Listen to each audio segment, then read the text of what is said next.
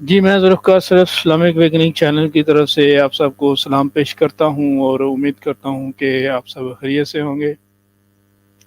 हमारी स्ट्रीम का स्टार्ट हो चुका है और जो साथी इस चैनल पे नए आए हैं वो काइंडली सब्सक्राइब कर ले, लाइक भी कर ले और शेयर भी कर ले। सबसे पहले तो मादरत, कुछ टेक्निकल की वजह से लेट हैं। उम्मीद है कि आप दरगुजर कर देंगे हमें। जी, बहुत शुक्रिया, हमारे साथ कुछ साथी जुड़ चुके हैं।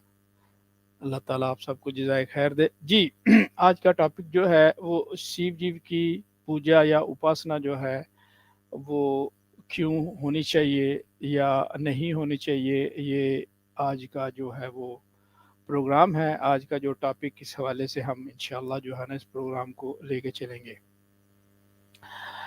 प्रोग्राम जो है वो बहुत ही मुफीद है, बहुत इंफॉर्मेटिव होने वाला है, क्योंकि आज मैं चाहता हूँ कि अली रज़ा खुर्रम साहब से हम जो है वो थोड़ा सा कंपैरेटिव लेके चलें कि आप शिव जी की उपासना तो बता रहे हैं, तो कुछ अपने बारे में हमें बताते चलिए कि आपके यहाँ क्या इस जो टॉपिक है इस पे क्या आपकी जो इस्लामिक बुक्स हैं या इस्लाम है वो क्या कहता है कि उपासना किसकी होनी चाहिए।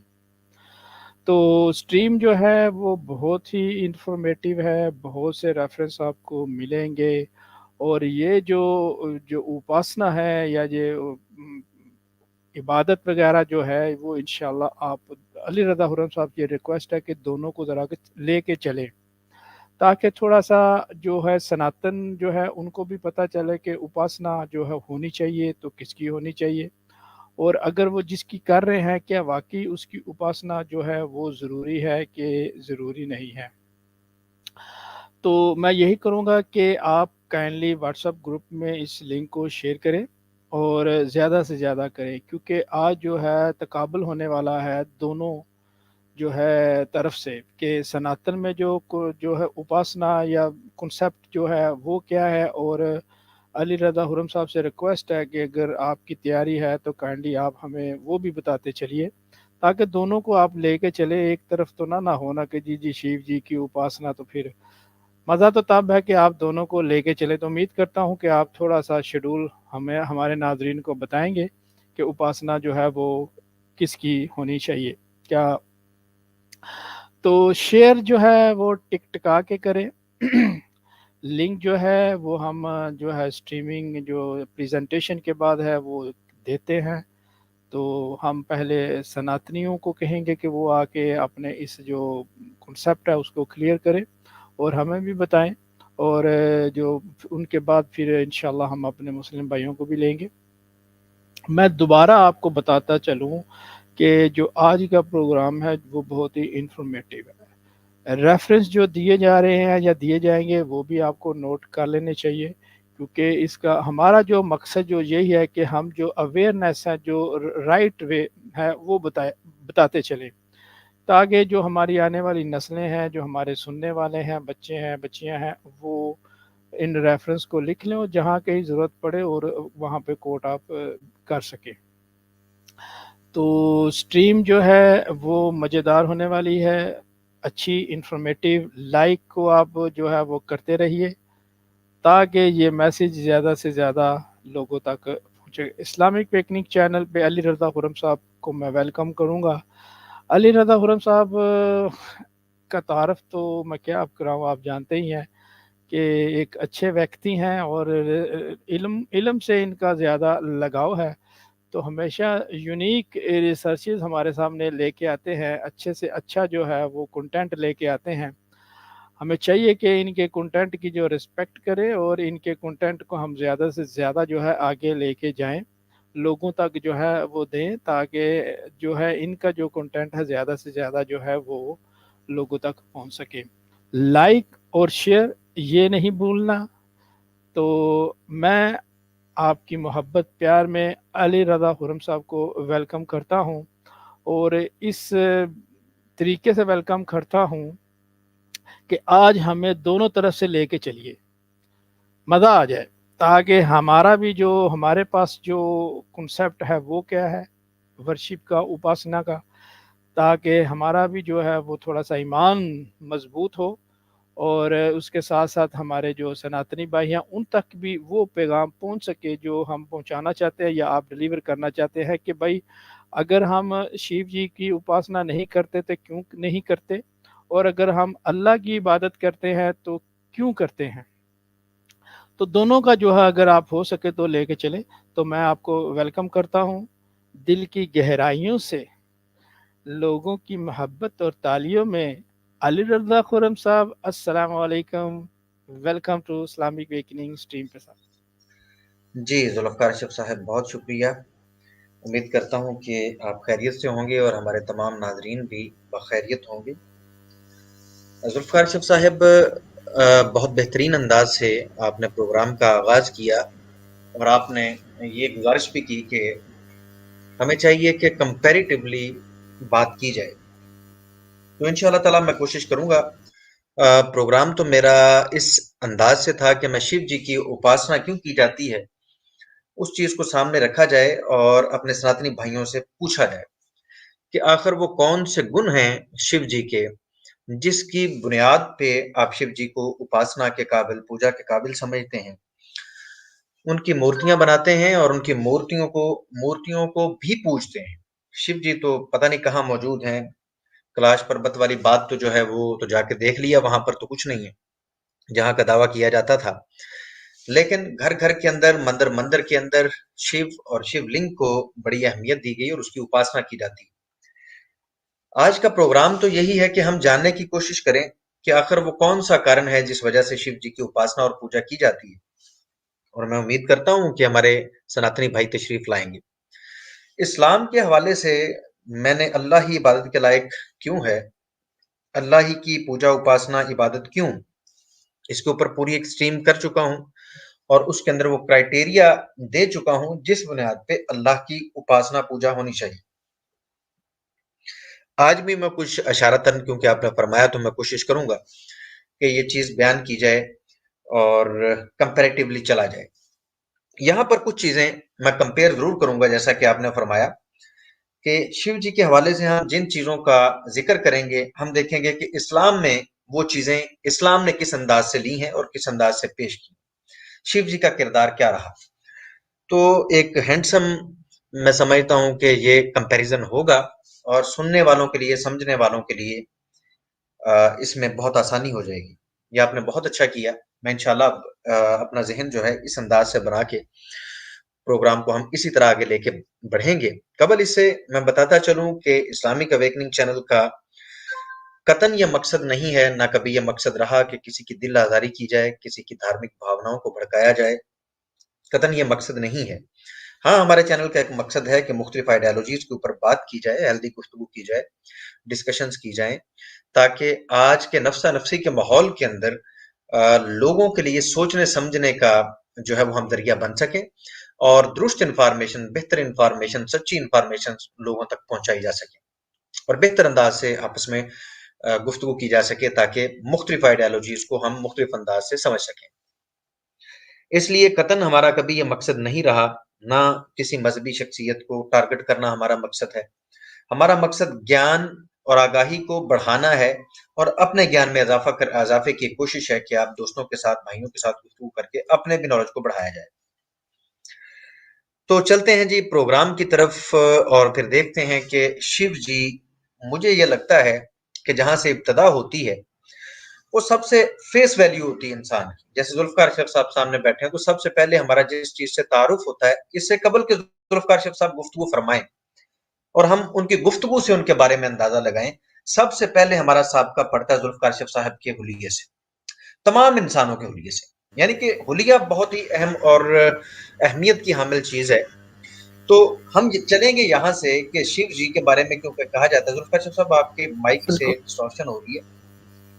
हमारे एक सनातनी मिनट भाइयों की तरफ मैं से ये कहा जाता है, ये क्लेम किया जाता है कि शिव जी नामी एक व्यक्ति जो हैं, वो कभी तशरीफ लाए थे इस दुनिया में और उनका मकसद, ज़ाहिर बात है कि जब ये कहते हैं कि जी खुदा था, ईश्वर था, उसने फैसला किया, उसने डिसाइड किया कि उसको आना चाहिए और इंसानों की हदायत और रहनुमाई के लिए उन्हें कुछ ना कुछ करना चाहिए, तो इस तरह शिव जी वजूद में आते हैं। तो इस अंदाज से सबसे पहली बात जो है, देखने वाली बात यह है कि फरमाया ये जाता है कि शिव जी ने, ईश्वर ने, स्वयं ईश्वर ने एक रूप धारण किया और वो रूप धारण करके इंसानों के बीच में आ गया। डेफिनेटली इसका कोई ना कोई मकसद तो होगा। हमारी मुख्तलिफ सनातनी भाइयों से हमारी गुफ्तगू हुई, बातचीत हुई, तो हमारे सनातनी भाई ये कहते हैं कि इंसानों की हदायत और रहनुमाई के लिए शिव जी तशरीफ लाए थे। लेकिन हमने जब स्टडी किया, इन चीजों को देखा कि वो जब साकार रूप में दुनिया के सामने तशरीफ लाए हैं, तो सबसे पहले जिस चीज के ऊपर नजर पड़ती है वो हुलिया है। वो हुलिया है। तो हुलिया मैं आपके सामने पेश करता हूं। शायद हमारे सनातनी भाइयों को शिव जी का हुलिया बहुत ज्यादा भा गया, जिस वजह से उन्होंने फैसला किया कि शिव जी की पूजा उपासना होनी चाहिए। इस हुलिये के बारे में मैं इस्लामिक पॉइंट ऑफ व्यू से भी बात करूंगा, लेकिन इससे कबल मैं पहले आपके सामने शिव जी का हुलिया मुबारक जो है वो रखना चाहता हूं, ताकि उसके ऊपर गुफ्तगू हो सके। ये स्क्रीन पे सर आपके सामने मैंने स्लाइड शेयर की हैं। मैं रेफरेंसेस दूंगा कि शिव जी का हुलिया क्या था और शिव जी का मुख्तसर सा इंट्रो करवाऊंगा। वैसे तो मुख्तलिफ लोगों ने मुख्तलिफ अंदाज से शिव जी को इंट्रोड्यूस करवाया है, लेकिन एक चीज कॉमन रही कि शिव जी के पास शायद कपड़े नहीं थे या वो पहनना नहीं चाहते थे, और उनके बाल जो थे वो जटाएं बन चुकी होती हैं, और जटाएं ऐसे नहीं बनती। जब इंसान साल हर साल नहीं नहाता तो उसके बाल जुड़ जाते हैं और कंघी करने के काबिल नहीं रह जाते। वो बाल जटाएं कहलाती हैं, जैसी शिव जी की थी कि जिनके अंदर कंघी ना की जा सके। और ये हुलिया ऐसे नहीं बनता। मैंने अर्ज की कि जब आप साल हर साल नहीं नहाते तो तब जाके ये हुलिया बनता है कि वो बाल आपस में इस तरह गुथम गुथा हो जाएं, इस तरह से जुड़ जाएं कि उनके अंदर कंघी ना की जा सके। ये मैं नहीं कह रहा। अगर आप मुख्तलिफ स्क्रिप्चर पढ़ते हैं शिव जी के हुलिये के बारे में, आप इंटरनेट पे गूगल करके देख लीजिए, तो वो बताएंगे कि उनकी जटाएं थीं, उनके बाल आपस में मैटेड हेयर्स थे, जुड़े हुए थे आपस में बाल, और वो जुड़ते इसी क्वालिटी से हैं जो मैंने आपकी खिदमत में अभी पेश की है। एक तो शिव जी के बाल आपस में जुड़े हुए हैं। दूसरी बात यह है कि सिर्फ बाल नहीं जुड़े हुए थे, शिव जी की एक और भी फेवरेट जो है वो हरकत थी। वो ये किया करते थे कि खाक को, राख को अपने जिस्म पे मल लिया करते थे। अपने चेहरे पे, बालों पे, इर्द गिर्द मट्टी, खाक और राख वगैरह को नजर ना लगे, मल लिया करते थे। नजर ना लगे सर, तो नजर खैर, ना लगे इसलिए। ये सबसे पहली चीज। जी जी जी, मैं यहां से चलना चाहता हूं कि सबसे पहली चीज यही चीज होती है कि एक इंसान दिखने में कैसा लग रहा है। तो ये कुछ चीजें मैंने आपकी खिदमत में पेश की। अब मैं चाहूंगा कि नारदा नारदा नारदा हाँ, नारदा पुराना के section number, sorry, book number 3, और इसका चैप्टर नंबर 79, और इसकी जो टेक्स्ट नंबर 220 टू 225 टेक्स्ट है, पार्वती जी ने जो इंट्रोडक्शन करवाया है, वो मैं आपकी खिदमत में पेश करूं कि शिव जी का हुलिया मुबारक क्या था और उनका मुख्तसर सा इंट्रोडक्शन देखें। मैं समझता हूं कि सबसे ज्यादा अगर कोई अहल है, और ये ट्रांसलेशन जीवी टिगारे साहब ने की है, जो हिंदू हिंदू स्कॉलर हैं, उन्होंने ये ट्रांसलेशन की है। मैं ये समझता हूं कि सबसे अहम बात यह है कि किसी शख्स का अगर कोई तारफ करवा सकता है तो उसके अजीजो अकारब, उसके माँ बाप हो सकते हैं, माँ बाप ने बहन भाई, बहन भाई ने बीवी, बीवी नहीं तो बच्चे। ये वो चीजें होती हैं जो बेहतरीन तरीके से इंट्रोडक्शन करवाती हैं। अब पार्वती जी का ये रेफरेंस मैंने इसलिए नारदा पुराना का आपके सामने रखा कि आज मैं कहूं जी नहीं जी शिव जी ऐसे नहीं वैसे थे, कोई और पंडित कहे तो पंडित थोड़ी रहता था शिव जी के साथ। शिव जी के साथ रहती थी पार्वती जी, जो उनकी मिसेज हैं, तो उनकी जुबानी तारफ करवाया जाए तो वो ज्यादा बेहतर है। तो वो फरमाती हैं, the garland of hellish thing is your ornament. वो कहती हैं कि पार्वती जी कहती हैं कि जो गार्लैंड है उनका, hellish thing is your ornament for the chest. उनकी जो चेस्ट थी उसके ऊपर जो जेवरात थे वो हेलिश थिंग थी। द पॉइजनस सरपेंट्स, विसाकी, ये जहरीले सांपों के नाम हैं, वसुकी और सीसा, वो इनके हाथों की चूड़ियां थी शिव जी की। और आपके कपड़े चौथाई थे, यानी आप नंगे थे। Is you are naked. ये देखें जी, your garments are the quarters, और ब्रैकेट में लिखा है यू आर नेक्ड। और अगर नेक्ड नहीं भी थे, चौथाई कपड़े थे भी, तो बहुत सी जगह ऐसी हैं जहां पर शिव जी फिर बिल्कुल नंगा होके दिखाते हैं। बिल्कुल नंगे हो जाते हैं और वो आप सब जानते हैं। अच्छा जी, सफेद राख आपकी नागवार है, सफेद रंग की राख मली हुई है जो बड़ी नागवार लगती है। अजीम बैल आपकी गाड़ी है नंदी, और आपका गोत्रा यानी कि रूहानी नस्ब जो है, शिव जी का रूहानी नस्ब जो है, जो खानदान है, वो किसी को मालूम नहीं है। ऐसा नहीं है कि उनका खानदान है ही कोई नहीं और वो ईश्वर हैं और फलां हैं, नहीं। वो कहती है किसी को मालूम नहीं कि आपका खानदान क्या है। और उसके माँ बाप जो है शिव जी के, वो नामालूम है। और शिव जी का जिस्म भयानक है, आंखें आंखें बदसूरत हैं। यहां तक कि जब वो ये बातें फरमा रही थी, जब वो ये बातें उन्होंने फरमाई, शिव जी का ये इंट्रोडक्शन करवाया, तो विष्णु जी गुस्से में आ गए और विष्णु जी फरमाते हैं कि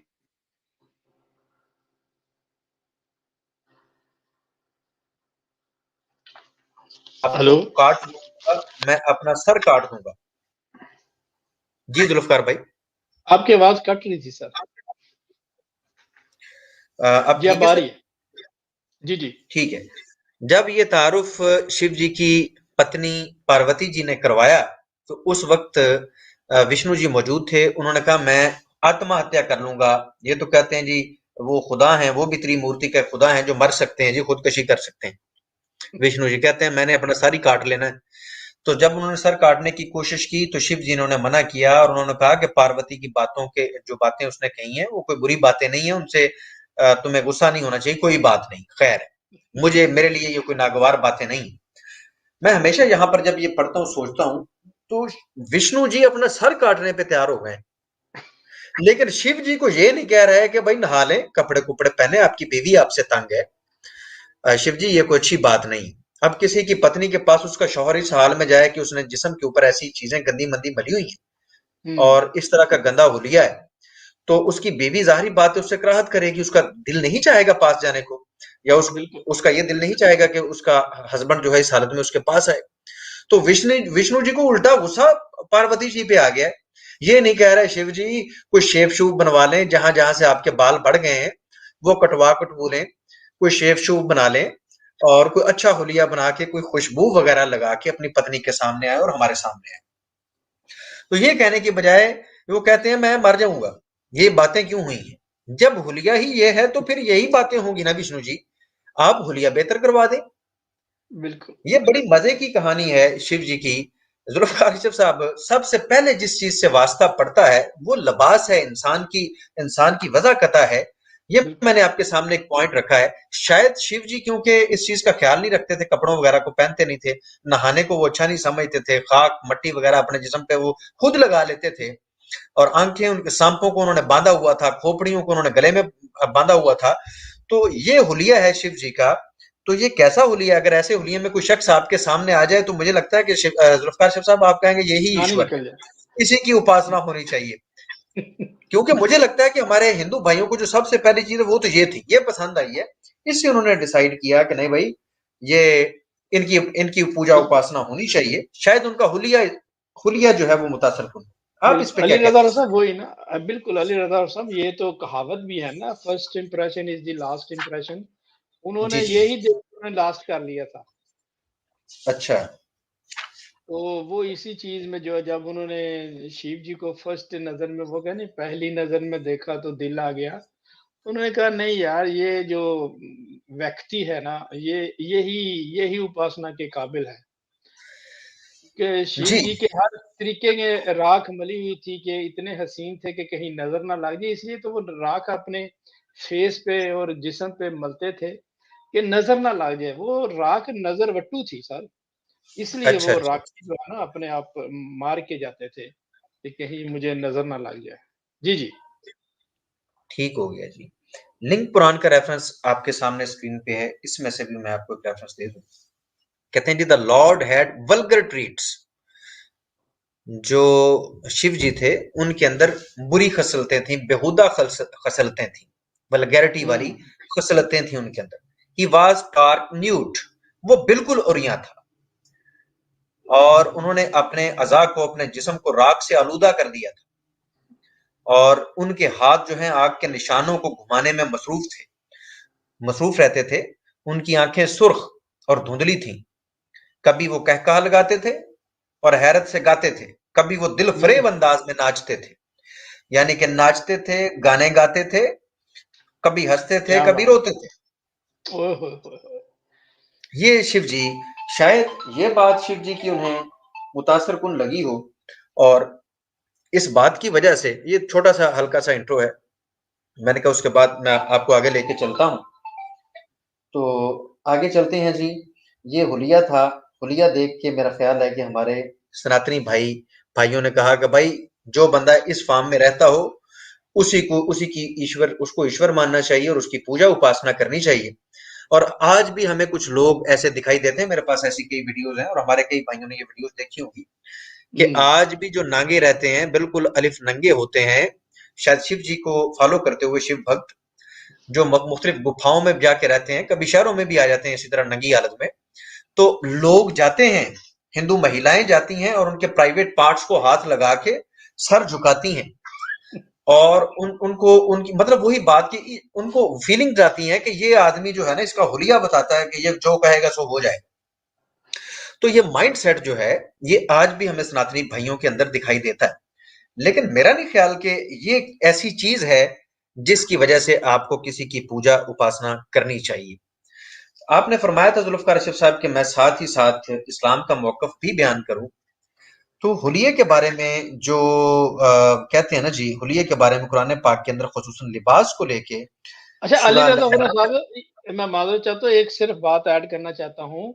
ये नांगे-बागे तो ठीक है, शिव जी को मानता है, लेकिन ये आज के यूट्यूबर जो हैं, जो शिव जी का गाना गाते हैं, उनका ये हुलिया नहीं है। वो तो बड़े पाक साफ थे, बड़े कंघी-वंघी करके खुशबू लगा के बैठते हैं सर। क्या वो नहीं सर उनकी जो है चलते? उनको तो देखा गया, वो तो बड़े पप्पू बन के बैठते हैं सर। क्या वजह है? जुल्फकार अशरफ साहब, और बहुत सारी चीजें हैं। असल में इस वक्त हम फोकस कर रहे हैं शिव जी को, और शिव जी का हुलिया मुबारक मैंने आपकी खिदमत में रखा है, और उसको फॉलो करने वाले लोग भी मौजूद हैं। मैंने उस कॉन्टेक्स्ट में जस्ट उन लोगों का जिक्र किया जो शिव जी की इस चीज को फॉलो कर रहे हैं। तो बिल्कुल। सूरह अल-अराफ है, 7 नंबर चैप्टर है कुरान हकीम का, और इसकी वर्स नंबर है 26। क्या कमाल की बात है। औज़ु बिल्लाहि मिनश शैतानिर रजीम, बिस्मिल्लाहिर रहमानिर रहीम। या बनी आदमा कद अंजलना अलैकुम लिबासन।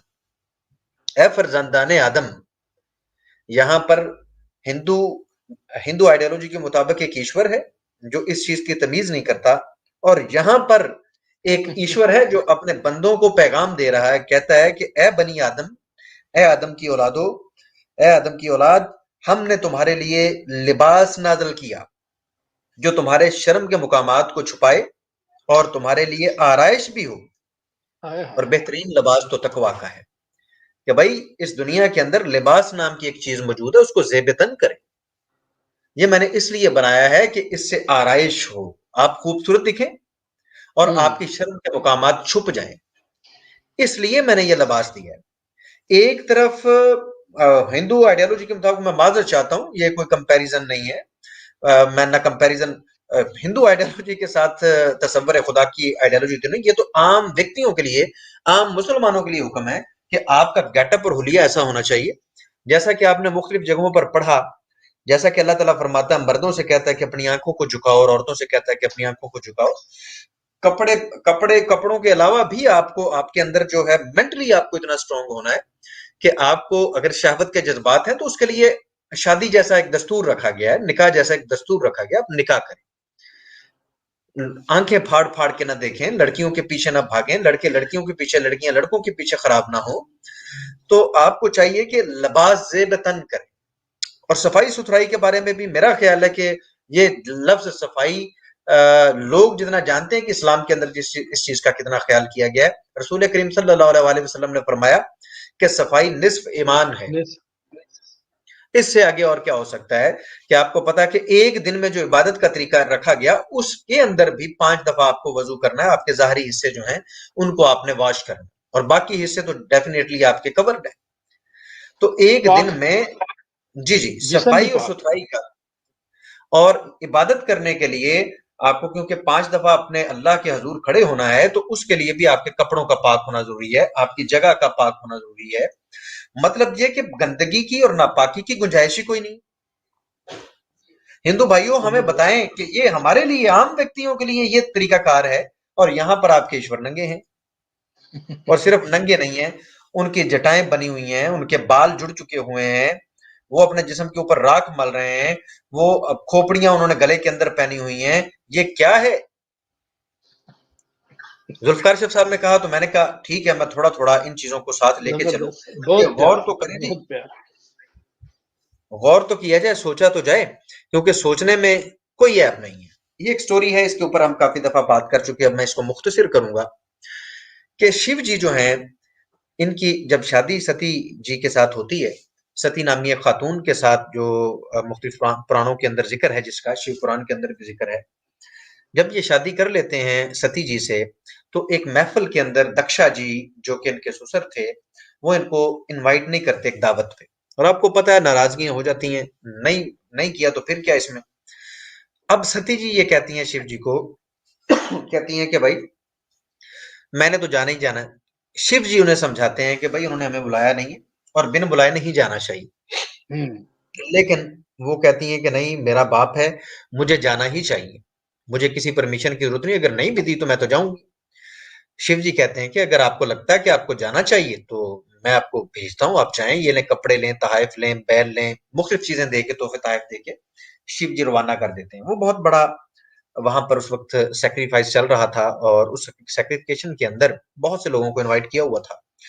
अब जब वहां पर शिव जी की पत्नी यानी कि सती माता जी वहां पर पहुंचती हैं, तो पहुंचते ही इन्होंने कहा जी कि मेरे पति को क्यों नहीं बुलाया। जो रीजन जो रीजन दक्षा दक्षा जी ने रखी है ना जी, वो बड़ी कमाल की है। किसी ने नहीं इनसे पूछा कि आप क्यों आ गई हैं, आपको नहीं आना चाहिए था, हमने आपको नहीं बुलाया था, नहीं, ऐसी कोई बात नहीं की।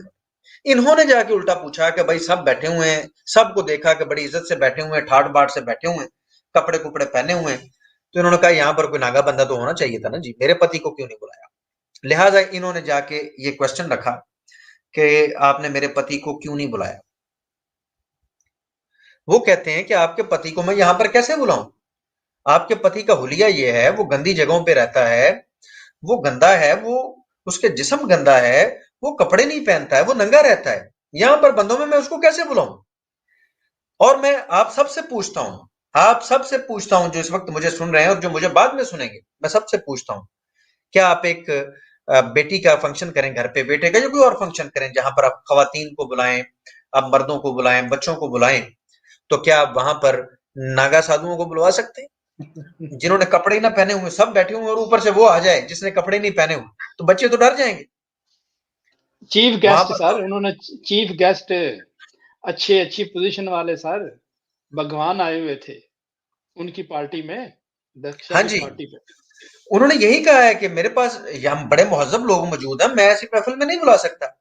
मैं आपसे ही पूछ लेता हूँ जुल्फकार अशरफ साहब, आप मेरे साथ मौजूद हैं, आपके घर में कोई भी महफिल हो जहां पर कोई आप 20-50 बंदों को बुलाया हुआ, जिसमें खवातीन हैं, जिसमें बच्चे हैं, जिसमें बुजुर्ग और बड़े हैं, वहां पर आप किसी ऐसे बंदे को इनवाइट करेंगे जिसने कपड़े नहीं पहने हुए? ना जी ना, तौबा क्यों नहीं तौबा। करेंगे, क्यों नहीं करेंगे? सर वो एक महफिल ऐसी है कि जिसमें वही लोग आ सकते हैं जो शुरफा हों, अच्छे हों।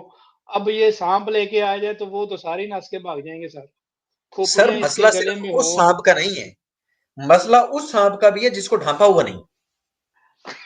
सर वो तो स्टेप बाय स्टेप चलेंगे ना। जी बदबूदार जी। राख बनी हुई है, वो हाथों में और गले में पता नहीं क्या-क्या डाला हुआ है, नंगे वो आ गए हैं, यानी कि फुलतरू निकाल के वो सब कुछ आ रहे हैं, तो ये तो फिर इंसल्ट है ना, बहुत बड़ी इंसल्ट। उन्होंने कहेंगे यार इस तरह के आपके रिश्तेदार हैं, हमें इस क्यों तरह के बुलाया, आपके। बिल्कुल। लोग भई कहेंगे हाँ, हमें क्यों बुलाया, अगर इसको बुलाना था तो हमें क्यों बुलाया। ये बिल्कुल। एक जनरल सी बात है कि लोग कहेंगे कि आपने इस बंदे को बुला के हमारी तौहीन की है, हमारे बच्चों के सामने ये नंगा आ गया है, हमारी बीवियों के सामने ये नंगा आ गया है, जबकि हम सब ने तो कपड़े पहने हुए हैं। बिल्कुल। जब उसने ये रीजन रखी, उसने जब ये रीजन रखी दक्षा ने कि इस वजह से नहीं बुलाया, तो सती जी जो कि शिव जी से बड़ी मोहब्बत करती हैं, बहरहाल उन्हें ये नहीं कह सकी कि बंदे के पुत्र बन जाओ, कपड़े पहनो, और आपको ऐसे नहीं रहना चाहिए। लोग बातें करते हैं, लोगों के पति दूसरों के भी पति हैं, वो कपड़े पहनते हैं, नहाते धोते हैं, तो आप भी उस तरह रहें। ये कहने की बजाय उन्हें गुस्सा आ गया और उस गुस्से के अंदर आके उन्होंने आत्महत्या कर ली। वहां पर आग जल रही थी और उस आग के अंदर वो कूद गई और उन्होंने अपनी जान दे दी। अब जब जान दे दी उन्होंने, मसला ये वाकया सुनाने का नहीं, मैंने इसलिए ये वाकया नहीं सुनाया कि जस्ट आप वाकया सुने, नतीजा अब है, बात अब है। अब जब ये खबर पहुंचती है शिव जी को, यानी कि हमारे सनातनी भाइयों के जो जिसको ईश्वर सम्मान कहा जाता है, उनको पता भी नहीं चलता कि उनकी पत्नी के साथ क्या हो गया। वैसे तो कहते हैं कि जी वो अपना लॉर्ड ऑफ डिस्ट्रॉयर हैं, वो मालिक हैं मौत के और तबाही के। तो यहां पर मौत उनके पूछे बगैर आ गई और आ गई और उन्हें पता भी नहीं चला। वो बैठे हुए थे, लोगों ने जाके बताया जी आपकी पत्नी ने तो भाई आत्महत्या कर ली है। अब जब उनको ये पता चलता है कि आत्महत्या कर ली है, पॉइंट ये है, हमारा पॉइंट ये है कि शायद ये चीज हमारे सनातनी भाइयों को भा गई। उन्होंने जब ये खबर सुनी तो उन्होंने अपनी जटाएं तोड़ी, फेंकी पहाड़ के ऊपर, और वहां पर अपने ही जिस्म से, अपने ही बालों से एक शक्ति पैदा कर ली, जो उनकी अपनी शक्ति थी, वीरभद्रा नाम से और भी एक शक्ति थी। मतलब शक्तियां दो तीन पैदा करके उनके नीचे मजीद गनों को भेजा, पूरा लश्कर तैयार करके भेजा, और जाके कह रहे हैं तहस नहस कर दो सबको, किसी को नहीं छोड़ना, किसी देवी को नहीं छोड़ना, किसी देवता को नहीं छोड़ना, हर चीज अहस तहस कर दो, कोई चीज नहीं छोड़। बिलफर्ज मान लें, मैं आगे जाके कंक्लूड करता हूं उस ऑर्डर के बाद हुआ क्या। जब शिव जी ये ऑर्डर देते हैं तो फिर हुआ क्या और शिव जी ने किया क्या, ये पॉइंट मैं पहले बता दूं और बाद में बताता हूं कि फिर उन लोगों के साथ इन्होंने क्या किया। शिव जी जब पहुंचते हैं यहाँ पर, अपना सती माता की लाश को ये उठाते हैं, उठा के अपने कंधे पे डालते हैं और डांस ऑफ डिस्ट्रक्शन, तांडव डांस, परफॉर्म द डिस्ट्रक्टिव तांडव डांस, इन्होंने तबाही का डांस शुरू कर दिया। और भाई आत्महत्या आपकी बीवी ने की है, तांडव करके आप कहते हैं जी ये कर दूंगा, मैं तबाही मचा दूंगा, और दूसरों का क्या कसूर था, इन्होंने तांडव शुरू कर दी। कसूर किसका है? आत्महत्या करने वाले का। आप अपनी बीवी को ट्रेन नहीं कर सके शिव जी, आपकी बीवी को, मतलब क्या ये कोई बच्चों वाली बात थी कि जाके आत्महत्या कर ली? पहले तो उन्होंने बुलाया नहीं, जाना नहीं चाहिए था, आप ना जाने देते, आप उन्हें समझाते। आप कहेंगे जी समझाया तो था, समझाया था, रोकते, ये बनती नहीं थी बात। और फिर इतनी जज्बाती हैं वो, आप कहते हैं जी क्योंकि शिव जी भी हमारे जो है वो बड़े भगवान है, तो वो भी देवी हैं। ये देवियों वाली हरकत है कि आपके अंदर इतनी सलाहियत नहीं है कि आप अपने इस क्रोध के ऊपर, गुस्से के ऊपर काबू पाएं और आके अपने पति को कपड़े पहना दें। अपनी जान दे दी, कपड़े नहीं पहना सकी अपने पति को। तो ये करना चाहिए, करने वाला काम किया नहीं है, ये कर दिया। और वहां पर वो बेचारे जिनके घर में ये फंक्शन था, जिन्होंने इनको बुलाया भी नहीं था, उनके घर तो और पिट से आपा पड़ गया कि भाई हम क्या कर रहे थे, ये क्या हो गया। वो बेचारे अब देख रहे हैं कि उनकी बेटी मर गई, उनकी तो भाई वो सैक्रिफाइस, उनकी वो तकरीब गई भाड़ में, सारी तकरीब खराब कर दी, उनका मूड खराब कर दिया। सारे लोग देख रहे हैं कि क्या हो रहा है। शिव जी ने आके तांडव शुरू कर दिया और हुक्म दे दिया कि जो जो वहां पर मौजूद था उनको मार डालो, उनको कत्ल किया जाए। और अपने ही रूप के साथ ऐसा किया, आप अपने अपना वजूद बदला और नया रूप धारण किया। अपनी गलती की सजा जो है ये सबको दे रहे हैं। और आप सब जानते हैं इस्लाम के अंदर ये वाज़ेह हुक्म मौजूद है कुरान पाक के अंदर कि आप भाई के जुर्म में या बाप के जुर्म में बेटे को सजा नहीं दे सकते, भाई के जुर्म में भाई को सजा नहीं दे सकते। लेकिन ये शिव जी हैं, शायद ये बात इन्हें पसंद आई है कि भाई आओ देखते हैं, ना ताओ देखते हैं, ना इंसाफ देखते हैं, ना अदल देखते हैं, कसूर किसी का हो तो सजा किसी को दे देते हैं। शायद ये पॉइंट हो सकता है वैलिड, शायद पिछला ना हो, इस बात से ज्यादा मुतासर हो गए हो कि शिव जी के पास और एक और नुक्ता है कि अपनी ताकत का नाजायज इस्तेमाल करना। ये कोई अच्छा गुण नहीं है। मेरे पास एक ताकत मौजूद है, मैं उसका नाजायज इस्तेमाल करता हूँ और सजा किसी को, कसूर किसी का, सजा किसी को देता हूँ जस्ट अपनी ताकत के बलबूते पे। तो ये कोई अच्छी बात तो नहीं, ये क्वालिटी तो नहीं कि भाई ताकत का तवाज़ुन नहीं रखा और जिसको सजा देनी थी उसको, उसकी बजाय, जिसका जुर्म था उसको सजा देने की बजाय किसी और को सजा देनी शुरू कर दी। यही किया। अब जब वहां पर वीरभद्र नामी शिव जी का ही रूप, यानी कि शिव जी ही दूसरे मानों में वहां पर पहुंचे, तो करते क्या है ये आपके सामने, औरतों के साथ क्या किया। ये शिव पुराना है, बुक नंबर 1 है, चैप्टर नंबर 37 है, page number 444, text number 49, JL Shastri साहब की ट्रांसलेशन है ये आपके सामने। और जो कहते हैं ना कि जेएल शास्त्री साहब ने ये ट्रांसलेशन की, दूसरों ने भी यही की हुई है, तसल्ली रखें, परेशान ना हुआ करें। ये ऐसे ही आपको चक्कर देते हैं और आप इनके चक्करों में आ जाते हैं। तो औरतों के साथ क्या किया? अब आत्महत्या किसने की है? सती माता जी ने। जुर्म के अंदर, इस जुर्म के अंदर उनके जुर्म की सजा किसको मिल रही है? ये आपके सामने स्क्रीन के ऊपर रेफरेंस में दे चुका।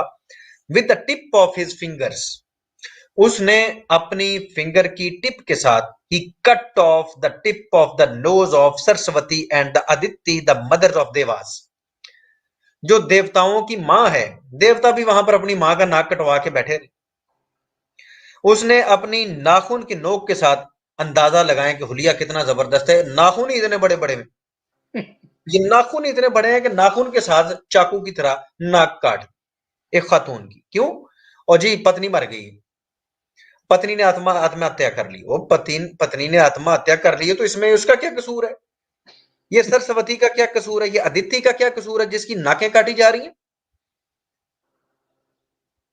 अंदाजा करें, शायद हमारे सनातनी भाइयों को यह बात पसंद आ गई है कि ताकत का नाजायज इस्तेमाल करना चाहिए। जब ताकत पास हो तो किसी के जुर्म की सजा किसी को दे दें, जो ऐसा करे उसको भगवान मान लेना चाहिए। आपने क्योंकि कंपैरेटिवली बात करने की मुझसे कहा था, तो इस्लाम के अंदर इस चीज को हराम करार दिया गया कि भाई एक बंदे ने जुर्म किया, सजा उसी को मिलनी चाहिए। बिल्कुल। उसका बाप उस जुर्म में मुलव्वस नहीं, आप उसको क्यों सजा देते? और आत्महत्या, यहां पर तो आत्महत्या की आपकी बीवी ने, इन्होंने उठा के थोड़ी फेंका था। अगर तो ये सरस्वती और अदिति ने उठा के फेंका था तो फिर तो बात बनती थी। तो इन्होंने तो कुछ नहीं किया था, इन्होंने तो उसको वेलकम किया था, उसकी रिस्पेक्ट की थी, प्यार से मुखातब हुई थी। इनकी नाक काट दी। क्यों? क्योंकि जी उसने आत्महत्या कर ली इसलिए अब तुम्हारी नाक कटेगी। सिर्फ ये नहीं किया, मर्दों के साथ भी कुछ कम नहीं किया। ये तो थी आपके सामने खवातीन के साथ ये सलूक वहां पर हुआ। उससे आगे चलें, book number 1 chapter number 37 page number 44 और टेक्स्ट नंबर 53 के अंदर मैंने आपकी सहूलत के लिए इनको एक एक टेक्स्ट किया है। वैसे ये पूरा चैप्टर भी पढ़ा जाता तो उसके अंदर यही तबाहियां मचाई। अपनी पत्नी के जुर्म की सजा इनको दी गई। Text number 53, he struck and smashed Bhrigu while the walrus Manibhadra kicked him on his chest and plucked off his mustaches. उसको किक मार के उसके सीने के ऊपर चढ़ गया, यानी कि शिव जी का ही ये रूप था, शिव जी ने ये रूप धारण किया था और उसकी मूंछें हाथों से पकड़ के उखाड़ दी। क्यों उखाड़ी है जी? शिव जी के आदेश से। क्यों जी? क्योंकि उनकी पत्नी ने आत्महत्या कर ली इसलिए आपकी मूंछें उखाड़ी जाएंगी। आपको किक करके आपके सीने पे चढ़ के जबरदस्ती हाथों से पकड़ के आपकी मूंछें खींची जाएंगी। ये आसान बात नहीं है। मैं बात चाहता हूं, ये आसान बात नहीं है जुल्फकार साहब। कहना आसान है कि किसी की मूंछें पकड़ के खींच लें। इन्होंने मूंछें पकड़ के खींच ली। अंदाजा लगाएं कि मूंछ का एक बाल आप खींच के देखें तो आपको अंदाजा होगा, तो जब सारी पकड़ के खींची जाएंगी तो क्या हाल होगा। मैं अपने नाजरीन से जानना चाहूंगा, जुल्फकार साहब आपसे भी जानना चाहूंगा, ये मूंछें क्यों उखाड़ी गई? शिव जुल्म जी की ज्यादती पत्नी, है सर। नहीं नहीं जी, शिव जी की पत्नी ने आत्महत्या की है जी, इसलिए भृगु की मूंछें उखाड़नी चाहिए। बिल्कुल आत्महत्या कर ली। अली। अच्छा, दोनों ने एक दूसरे को नहीं समझाया कि चल तू ही कपड़े पहन के चला जा, तू ही कपड़े पहन लिया कर, या उसने कहा कि मैं चल कपड़े पहन के चला जाता हूँ, ये स्यापा ही ना होता। इनको पता ही कुछ नहीं था। ये मसला ये दोनों नहीं है, बीआई चुड्डू थे सर। मसला ये नहीं है जुल्फकार साहब, मसला ये है कि अब आत्महत्या होगी, उस आत्महत्या के बाद आप भृगु को सजा देंगे, उसकी मूछें उखड़वाएंगे, अदिति और सरस्वती की नाक काटेंगे। ये कौन से नियम है? आप तो नियम देने आए थे, आप तो इंसानों को सिखाने आए थे। आज आपसे बेहतर इंसान जानते हैं। आज किसी की आत्महत्या के ऊपर कोई ये आतंक करके दिखाए, उसको आपका इंडियन का संविधान ही लटा के ना उसकी तबीयत सेट कर देगा। तो आपने फिर क्या दिया? आपसे तो बेहतर आज के लोग जानते हैं। आज के लोगों ने सोच के यहां पर नियम व्यवस्था नाम की कोई चीज बना ली है। तो आपने क्या दिया था? ताकत का नाजायज इस्तेमाल। अगर मान लिया जाए कि ताकत थी तो ताकत का नाजायज इस्तेमाल है, जुल्म है और इंतहा का जुल्म है, और जुर्म किसी का, सजा किसी को। एक और रेफरेंस ले लीजिए, 54 नंबर इसका टेक्स्ट है। कैंडा forcibly plucked off the teeth of Pushan. Pushan नामी आदमी के दांत तोड़ दिए उसने। तो कसूर क्या था कि जब शिव के बारे में वहां पर बात हो रही थी तो वो हंसा था, इसलिए उसके दांत तोड़ दिए, क्योंकि हंसा था। ये जुर्म है। फॉर एग्जाम्पल कहीं पर कोई बात हो रही हो, बंदा हंस पड़े तो उसका दांत तोड़ दिया जाएगा। उसके दांत निकाल दिए, कि आंखें भी निकाली गई। ये आपके सामने। Nandan plucked out the eyes of Bhaga. Bhaga की आंखें निकाली गई। तो क्यों जी? क्यों निकाली गई? आत्महत्या कर लीजिए, और शिव जी की पत्नी ने आत्महत्या कर ली, इसलिए इसकी भागा की जो आंखें निकाल दो, उसका दांत निकाल दो, उसकी आंख निकाल दो, उसकी टांग काट दो, उसके सीने पे चढ़ जाओ, उसकी मूछें खींच लो। क्यों? शिव जी की पत्नी ने आत्महत्या कर ली। जबरदस्त शिव जी, कमाल। मुझे लगता है कि ये क्वालिटी थी कि जुर्म किसी का, सजा किसी को दे देनी, या ताकत का नाजायज इस्तेमाल करना, ये वो चीज है। जी जी। जिससे हमारे सनातनी भाई मुतासर हो गए और उन्होंने कहा भाई शिव जी को जल्दी जल्दी से पूजा के काबिल समझ लो, इनकी मूर्ति बना लो, इनका लिंग खड़ा करके ऊपर चढ़ जाओ, लिंग पूजा शुरू कर दो, कहीं शिव जी हमारे साथ भी ऐसा हाल ना कर। शायद डर गए। तो ये कोई नियम नहीं है। मैं अर्ज कर चुका कि इस्लाम के अंदर किसी के जुल्म की सजा आप किसी को नहीं दे सकते, और जुल्म की तो बिल्कुल भी इस्लाम इजाजत नहीं देता। नहीं देता। इस्लाम अच्छा। कहता है कि किसी कौम की दुश्मनी तुम्हें इस बात पर आमादा न कर दे कि तुम इंसाफ करना छोड़ दो और आप उन पर जुल्म करने लगे। इस्लाम जुल्म की इजाजत नहीं देता। अल्लाह फरमाता कुरान पाक में कि अल्लाह के यहां, अल्लाह के पास जुल्म नहीं है, अल्लाह जुल्म नहीं करता। अब आगे बढ़ने से पहले मैं शिव पुराण का एक इक्तबास आपकी खिदमत में पेश करना चाहूंगा। इस इक्तबास को सत्यारथ प्रकाश के अंदर भी पेश किया स्वामी दयानंद सरस्वती जी ने। शिव जी ने ख्वाहिश की, मैं एक छोटा सा इक्तबास पढ़ूंगा। शिव जी ने ख्वाहिश की कि मैं दुनिया को पैदा करूं। मैं फिर से तारफ करवा दूं इनका। शिव जी ने ख्वाहिश की कि मैं दुनिया को पैदा करूं। उसने ब्रह्मा को पैदा किया। ब्रह्मा ने एक चुल्लू पानी उठाकर पानी में फेंक दिया। क्या हुआ जी? शिव जी ने इरादा किया कि मैं दुनिया को बनाऊं। उसने ब्रह्मा को पैदा किया। ब्रह्मा ने एक चुल्लू पानी उठाकर पानी में फेंक दिया। पानी पहले ही था, पानी उठाया, पानी पे फेंक दिया। उससे एक बुलबुला उठा। बुलबुले में से एक आदमी पैदा हुआ। उसने ब्रह्मा से कहा, ए बेटे दुनिया को बना। वो बंदा निकला है और उसे कहता है निकलते ही, ए बेटे दुनिया को बना। मतलब शिव पहले से मौजूद था, शिव गायब था। उसने ब्रह्मा को बना के सामने कर दिया। ब्रह्मा से कहा कि भाई, ब्रह्मा ब्रह्मा को उसने पैदा किया ताकि वो दुनिया को पैदा करे। ब्रह्मा ने पानी उठा के पानी के चुल्लू पानी पे फेंक दिया। उससे एक आदमी निकला और निकलते ही ब्रह्मा से कहता है, ए बेटे दुनिया को बना। ब्रह्मा ने कहा, मैं तेरा बेटा नहीं हूं, बल्कि तू मेरा बेटा है। वो क्या, तू मेरा बेटा है, वो को तू मेरा बेटा है। आज हिंदुओं के अंदर मैंने ये चीज सुनी है, वो बेटा बेटा कहने की आदत आज भी इनको है, एक दूसरे को बेटा बनाने की। वो कहता तू मेरा बेटा, वो कहता तू मेरा बेटा। शिव जी वहां पर बैठे देख रहे हैं कि ये क्या हो रहा है। आखिर ताकतवर तरीन भगवान है ना जी, बड़े ताकतवर भगवान है, इसलिए बैठ के देख रहे हैं। भेजा किस काम के लिए? वो आपस में लड़ पड़े दोनों। दोनों में झगड़ा हो गया। वो कहे तू मेरा बेटा है, वो कहे नहीं तू मेरा बेटा। वो कहे मैं पहले था, वो कहे नहीं मैं पहले था। मैंने तुझे बनाया, वो कहे मैंने तुझे बनाया। यानी कि झूठ बोल रहे हैं, झूठ बोल कर लड़ रहे हैं आपस में। तब इन दोनों के बीच में से एक नूरानी लिंग पैदा हुआ। लिंग पैदा हो गया जी, लिंग बड़ा पुराना है, नूरानी लिंग। और वो फौरन आसमान में चला गया। लिंग निकला और आसमान को चला गया, आसमान को चीर गया।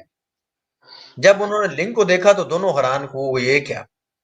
कभी ऊपर देखे कभी नीचे, वो कहा नीचे का भी नहीं पता चल रहा, ऊपर का भी नहीं पता चल रहा। उन्होंने कहा इस लिंग की जो इब्तदा कहाँ है, इसका आगाज कहाँ है, इसका अंजाम कहाँ है, पता होना चाहिए। फिर दोनों ने जी आपस में शर्त लगाई कि जो पहले इस बात का पता लगा के आएगा ना कि इस लिंग की इब्तदा कहां से हुई, वो बाप है, और जिसको ना पता चला वो बेटा है। एक ऊपर को चढ़ने लग गया, ठीक है जी, विष्णु कछुआ बन गया। कछुआ बन के विष्णु नीचे की तरफ जाने लग गया, और ब्रह्मा जी जो हैं वो हंस बन के ऊपर को उड़ने लग गए। और पता करना है जी किस चीज का, कि ये लिंग की हकीकत क्या है। हंस बन के ये ऊपर को उड़ गए। 2000 बरस लग गया, 2000 साल। जितने साल शिव जी ने पार्वती जी के साथ गुफा के अंदर लगाए थे, लेकिन बच्चा पैदा नहीं हुआ। 2000 साल लग गए। दोनों ने बड़ी तेजी के साथ, जितनी उनके अंदर ताकत थी उसके साथ उन्होंने सफर किया, लेकिन लिंग की हद ना मिली। ऊपर वाले को ऊपर से नहीं, वो ऊपर चढ़ता गया लिंग के ऊपर। 2000 साल तक चढ़ता गया, लेकिन फिर भी उसको उसका उसका अंत ना हुआ। वो नीचे को घुसता रहा उसकी जड़ को ढूंढने, उसको वो ना मिली। ब्रह्मा ने सोचा, अब ऊपर ब्रह्मा सोच रहा है, ब्रह्मा ने सोचा अगर विष्णु पता ले आया होगा, उसको लग रहा था उसने पता कर लिया, उसको लग रहा था उसने पता कर लिया होना, मुझे तो लगा नहीं उसको लग गया, तो मुझको उसका बेटा बनना पड़ेगा। मुझको कहता फिर उसका बेटा बनना पड़ेगा, उसको पता चल गया। अच्छा, ये बेटा नहीं बनना चाह रहे एक दूसरे का। वो ऐसा सोच ही रहा था कि उसी वक्त एक गाय और कतेली का दरख्त ऊपर से उतरा। उसने देखा भाई दरख्त आया और एक गाय आई। ब्राह्मण ने उससे पूछा कि तुम कहां से आए हो? उन्होंने जवाब दिया कि हम हजारों बरस से इस लिंग के सहारे चले आए। ये लिंग बहुत बड़ा है, हम इसके साथ साथ चलते हुए आ रहे हैं, अब तुम तक पहुंच गए। ब्राह्मण ने पूछा कि इस लिंग की कोई हद है या नहीं? उन्होंने कहा कि इसकी कोई हद नहीं, यह लिंग बहुत बड़ा है, जितना मर्जी ऊपर चढ़ जाओ इस लिंग के, तुम इसकी इंतहा को नहीं पहुंच सकते। ब्रह्मा ने कहा कि मेरे साथ चलकर ऐसी गवाही दो कि गाय इस लिंग के सर पर दूध की धार बहाती थी, जैसा आज शिवलिंग के ऊपर वो धार बहाई जाती है, दूध बहाया जाता है। अच्छा अच्छा तो अच्छा। हाँ जी, ब्राह्मण ने कहा कि मेरे साथ जाओ और विष्णु से जाके कहो कि मैं अपना दूध देती हूँ लिंग के ऊपर, और वहां से वो दूध उससे उसके ऊपर से नीचे आता है, और दरख्त ये कहे कि मैं इसके ऊपर फूल बरसाता हूँ लिंग के ऊपर। उन्होंने कहा कि हम झूठी गवाही नहीं देंगे। तब ब्रह्मा खफा होकर बोला कि अगर गवाही नहीं दोगे तो मैं तुमको भी खाकस्तर कर दूंगा, तेरी ऐसी की तैसी। झूठ बोल, झूठ बोलना पड़ेगा, मैं कह रहा हूं ना ब्राह्मा हूं, मैं क्रिएटर ऑफ द वर्ल्ड हूं और सबसे पहले इब्तदा करूंगा क्रिएशन की झूठ झूठ से। बोलो झूठ, झूठ बोलो, नहीं तो मैं तुम्हें खाकस्तर कर दूंगा। तब दोनों ने डर कर कहा कि जैसे तुम कहते हो वैसे ही गवाही देंगे। तब तीनों नीचे की तरफ चले। ब्राह्मण ने विष्णु से सवाल किया कि तुमने इस लिंग की हद मालूम की है या नहीं? ब्राह्मण नीचे आके उससे कहता है, हाँ भाई विष्णु जी, कछुए जी, आपने मालूम की है, कोई हद पता चला आपको या नहीं? उसने जवाब दिया कि नहीं। ब्राह्मण ने कहा कि मैं पता ले आया हूं। विष्णु ने कहा कि कोई गवाही दो। तब गाय और दरख्त ने झूठी गवाही दी। उस पर लिंग ने केतली को बददुआ दी कि तूने झूठ बोला। लिंग बोल पड़ा जी। लिंग कहता तुमने झूठ बोला है। ओ, इतना सफर करवा रहे हो तो पहले ही बोल पड़ते, उनको इतना सफर करवाया हजारों साल का। तो लिंग तब नहीं बोला जब एक बेचारा ऊपर को चढ़ रहा है, एक नीचे को जा रहा है, तब उनकी हिदायत ने की। अब उसने कहा तो कहता तूने झूठ बोला है। मतलब ये कि ये लिंग चाहता था कि इसके ऊपर चढ़ा जाए और चढ़ा जाए, चढ़ता ही रहे, चढ़ता ही रहे, यहां तक कि क्रिएशन जाए भाड़ में, लिंग का पता लगाते रहे और लगाते लगाते ये ब्रह्मा और विष्णु मर जाए, तब नहीं बोल के बताया। खैर जी, लिंग ने बदवा दे दी केतली को, तेरा फूल मुझ पर या किसी देवता पर कभी नहीं चढ़ेगा, जो कुछ चढ़ाएगा उसका सत्यानाश हो जाएगा। गाय को बददुआ दी कि जिस मुंह से तूने झूठ बोला है, तू उस मुंह से पखाना खाया करेगी। अब मैंने तो कहीं पर पखाना खाते नहीं देखी गाय। तेरे मुंह की प्रस्तश कोई नहीं करेगा, लेकिन दुम की तुम्हारी प्रस्तश होगी। हवा के ये दुम की प्रस्तश तो हो रही है, ये तो शिव भक्त बिल्कुल करते हैं जी। दुम की दुम पीछे वाली साइड की, पिछवाड़े की सर, उसकी पूजा होगी, आगे से नहीं होगी। ब्राह्मा को बददुआ दी कि तूने झूठ बोला है, इसलिए तेरी प्रस्तश दुनिया में कभी नहीं होगी। विष्णु को दुआ दी कि तूने सच बोला है, इसलिए तेरी प्रस्तश सब जगह होगी। और फिर दोनों ने लिंग की हमदोसना की। क्या इस बात है। हमदोसना को सुनकर लिंग में से एक जटा जोट सूरत निकल आई। लिंग में से एक बंदा और निकल आया। पहले ब्रह्मा जी खड़े थे, पानी के बुलबुले में से एक बंदा निकला, फिर उसके बाद ये एक और बंदा निकला है, जटा जोट बंदा निकल आया लिंग में से, और कहने लगा कि मैंने तुमको खलकत पैदा करने के लिए भेजा था। कहता है मैंने तुम्हें भेजा था। अब तीसरा बाप आ गया, वो पहले पहले दो का झगड़ा नहीं खत्म हो रहा था, वो तीसरा भी आ गया। कहता है मैंने तुम्हें भेजा था, तुम झगड़े में पड़ गए, मैं किधर भेजे से तुझे किधर चले गए हैं? तब महादेव ने बालों में से एक राग का गोला निकाल कर दिया और कहा कि जाकर इससे खलकत पैदा करो। लो भाई, ये मुख्तसर सा मैंने कहा आपको खुलासा पेश कर दूं कि ये शिव जी को कहाँ से भगवान माना जाता है और शिव जी कैसे उत्पन्न हुए हैं, वो मैंने कहा थोड़ा सा आपको, ये सैरत प्रकाश के अंदर भी वाकया मौजूद है और शिव पुराण के अंदर भी ये वाकया मौजूद है। ये है जी शिव जी के गॉडहुड की कहानी। वाह, और जिसके क्या बाद कहना। जब वो तशरीफ लाए तो मैंने एक दो सीन, एक दो स्टंट दिखाए हैं आपको शिव जी के, कि उन्होंने ये किए हैं। तो चलते हैं जी थोड़ा सा आगे। वाह, ये गल हुई। जी, ये आपके सामने शिव जी मोहिनी को देखकर बेकाबू।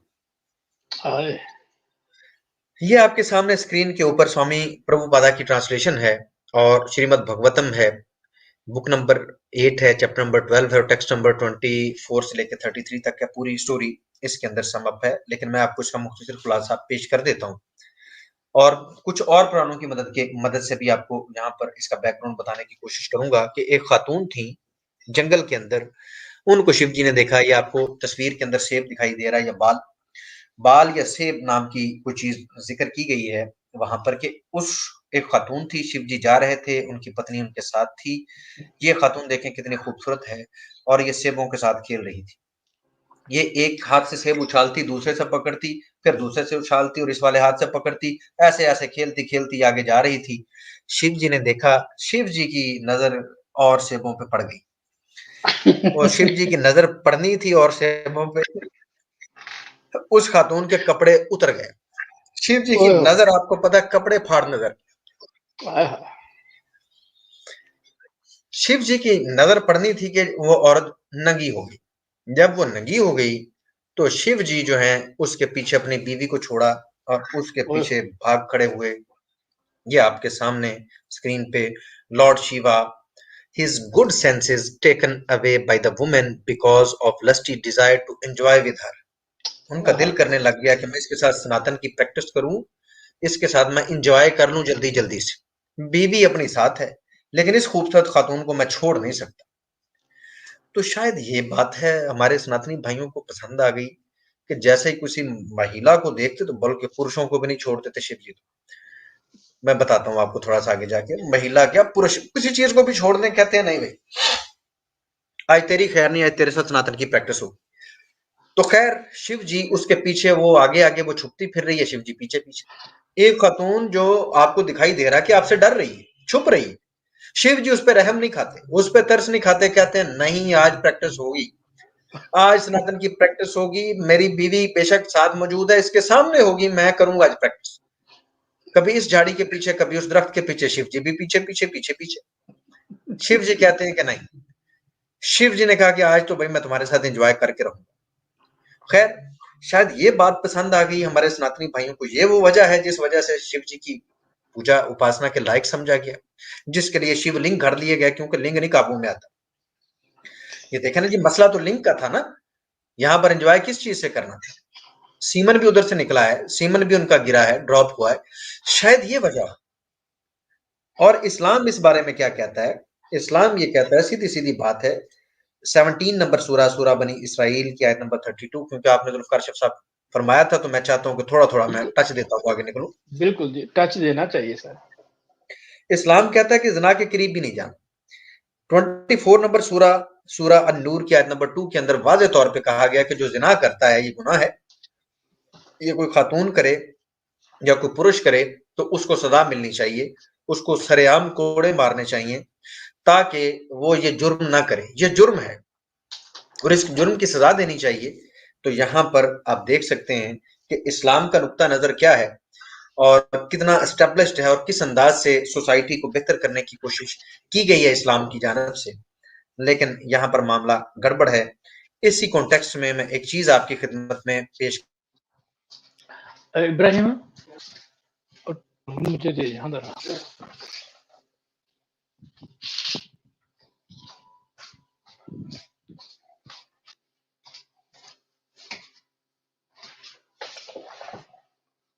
हेलो हेलो,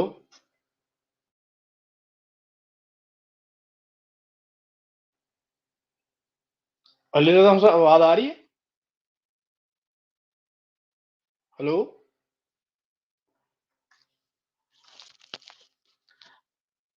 अच्छा, सैयद जवाद भाई, मेरी आवाज़ आप तक आ रही है?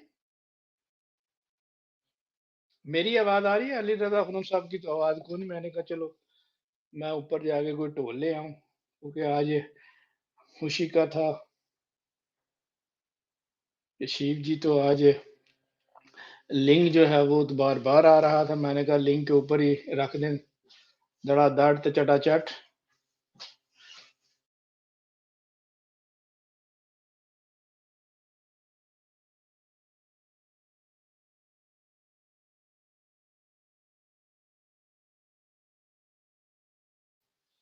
हेलो, क्या हुआ? मेरा ख़्याल है अच्छा, मेरा ख़्याल है अली रज़ा ख़ुरम साहब का जो है वो थोड़ा-सा नेट में इश्यू आ चुका है, लेकिन शिव जी जो है वो चलते हैं अभी आ जाते हैं इंशाल्लाह, फिर प्रोग्राम को हम जारी और सारी रखेंगे। आज सनातन की प्रैक्टिस थी, तो जो हो रहा है, शिव जी देखिए बहुत ही जोली हैं। उनका जो है अंदर इतनी उनके अंदर गर्मी है कि वो रुकते ही नहीं।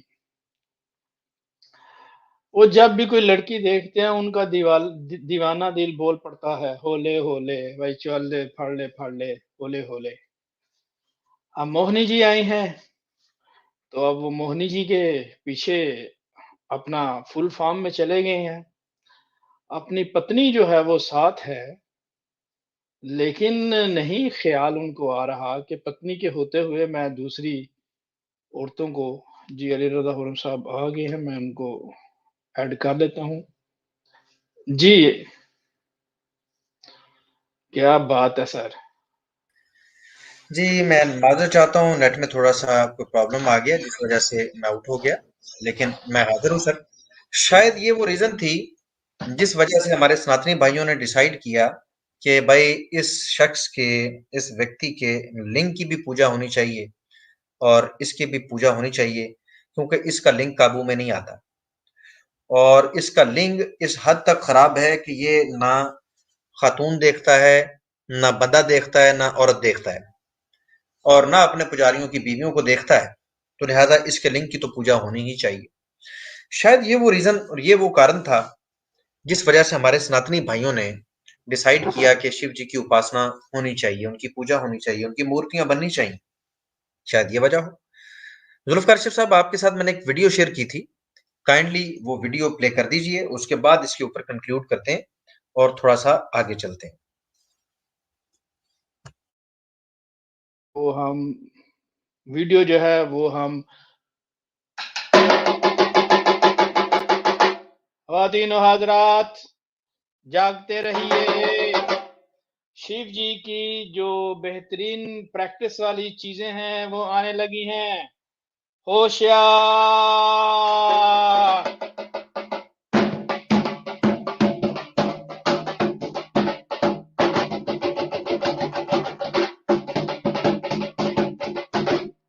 शिव जी पधार रहे हैं।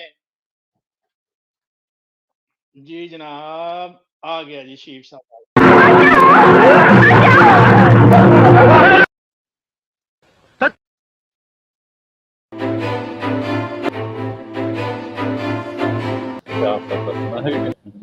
जी, अली रज़ा ख़ुरम साहब हमारे साथ कुछ मैं चाहता हूँ उनको लेके, तो फिर हम प्रोग्राम को जुल्फ़िकार भाई, एंड अप करें।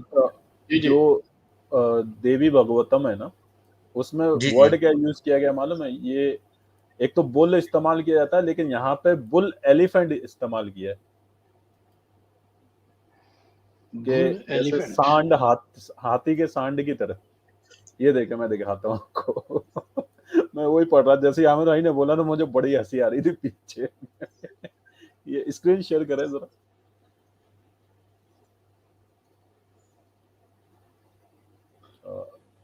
ये देखिए, यहाँ पे देखिए, just as a maddened bull elephant. सोचे, follows a female elephant who is able to conceive pregnancy, and Lord Shiva followed the beautiful woman and discharged the semen. ओए होए! धोती में ही हो गए। जी, एक तो बुल का इस्तेमाल होता है, इससे ऊपर अव्वल दर्जे का इन्होंने वर्ड इस्तेमाल किया है बुल एलिफेंट, उससे भी पावरफुल। ठीक हो गया, क्या बात है, जबरदस्त। आमिर भाई आ जाएं आवाज आमिर भाई नीचे हैं कमेंट में, आ जाओ, आजा आज आजा ओ आजा ओ आजा। अच्छा ये अली भाई, अब लिंक का मैं है ना इनको, वैसे तो वो बहुत बड़ी वो सोच रहा है कि हमको हिंदी आती नहीं है, अल्हम्दुलिल्लाह से हमने हिंदी पढ़ी है, हमने हिंदी मीडियम में स्टडी की है पूरी। तो यहाँ पे लिंक का मैं सबसे पुरानी डिक्शनरी निकाला हूँ, सबसे जितनी हो सके, 1858 की। ये आपको लिंक का मतलब मैं यहाँ पे दिखाता हूँ आपको। ये इंग्लिश टू संस्कृत है, ये आपके सामने। जी। ये देखिए, स्क्रीन मेरी शेयर कर दें जुल्फकार भाई, मैं इसको थोड़ा बड़ा कर देता हूँ। इसका पेज नंबर 311 और ये 1858 में लिखी गई थी। वमन शिवराम इनका नाम है, इंग्लिश टू संस्कृत डिक्शनरी है, ठीक है जी। और मैं इनको बड़ा करने जा रहा हूँ।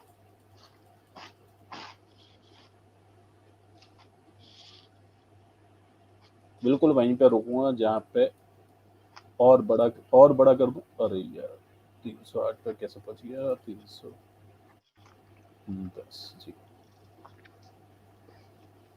यहाँ पे दिख रही होगी आपको, क्या दिखा कह रहे हैं? यहाँ पर लिंक का मतलब बता रहा हूँ, लिंक को क्या बोलते हैं, ये देखिएगा यहाँ पे दिख रहा है आपको। जी दिख रहा है। ये और बड़ा कर देता हूँ ताकि और साफ साफ दिखे। ये सबसे पुरानी डिक्शनरी है संस्कृत की। यहाँ पे देखें, पेनिस का मतलब क्या है, लिंग, उपस्थ, सेशन। सेशन जब जो लोग हिंदी में जो है ना, ये जूलॉजी वगैरह पढ़े होंगे या रिप्रोडक्टिव सिस्टम पढ़े होंगे, तो वहां पे जो हिंदी में जो किताबें आती हैं उसको लिंग को बोला जाता है सेशन, ठीक है जी। साइंस में जो हिंदी पढ़ते हैं ना उसमें सेशन वर्ड का इस्तेमाल होता है। लिंग, उपस्थ, सेशन, मेडु, मेहनम, सेफस, चरम दंड। तो पेनिस को संस्कृत में क्या क्या बोलते हैं ये सारी यहाँ पे है, ठीक है जी। लिंग भी उसको कहा जाता है। अब मैं आपको प्रभुपादा की डिक्शनरी दिखा रहा हूँ, उन्होंने क्या किया हुआ है, ये देखिए प्रभुपादा की। मैं आपको ये भेजता हूँ अली भाई, ये आप अपने पास रखिए ये सारे रेफरेंस वगैरह। जी बिल्कुल, ये मैं इनकी वो बना के एक फाइल रखता हूँ, या मुझे फाइल बना के भेज दें, ये ज्यादा बेहतर रहेगा। जी, मैं आपको स्क्रीनशॉट सारे भेज देता हूँ। चले अली भाई, ये हमारे अंसारी भाई हैं, ये लास्ट टाइम से गुफ्तगू फरमाए सिर। बिल्कुल जी, माशाल्लाह जुल्फकार साहब, आमिर भाई तशरीफ लाए, अल्लाह ताला उन्हें जज़ाए खैर दे। एक तो वाक़तन ऐसा फ़ील हो रहा था कि पता नहीं कितने दिन हो गए, माशाल्लाह तशरीफ़ लाए और रौनक उनके आने से आ गई। बड़ा ज़बरदस्त प्रोग्राम रहा। हमारे एक ही साथी भाई तशरीफ़ लाए, मोक्ष भाई, उनसे जो बात हुई वो अपनी किसी बात पे टिके नहीं, पुरानाज़ को उन्होंने रिजेक्ट कर दिया। और फिर जब मैंने कहा कि आपने रिजेक्ट कर दिया तो उसके ऊपर वो थोड़ा सा तिलमिलाए और फिर भी ऑन नहीं किया पुरानाज़ को। और मैं बता दूं कि ये हमारे सनातनी भाइयों का जो है एक ट्रिक है कि हम इस तरह बहुत सारी बातों से बच सकते हैं। खैर जुल्फकार साहब, आप प्रोग्राम को आगे बढ़ाएं और फिर इसको वाइंड अप। हमारे एक अंसारी भाई को हम लेते हैं, एक क्रिश्चियन भाई हमारे साथ हैं, इनको जी इनको भी ले लें। और ये साथ में एक और रेफरेंस देख लीजिए अली भाई, ताकि सामने में आ जाए। और ये आपके सामने में दिख रहा होगा, ये आपका है प्रभुपादा का डिक्शनरी से जिन्होंने किया अनुवाद। यहाँ पे देखें, यहाँ पे 1 मिनट रुक जाए, नीचे आ जाता हूँ। अच्छा मुझे छोटा ही करना पड़ेगा। यहाँ पे आप देखिए, यहाँ पे क्या लिखा हुआ, लिंगम का मतलब होता है phallic symbol which is used to in a worship of lord Shiva.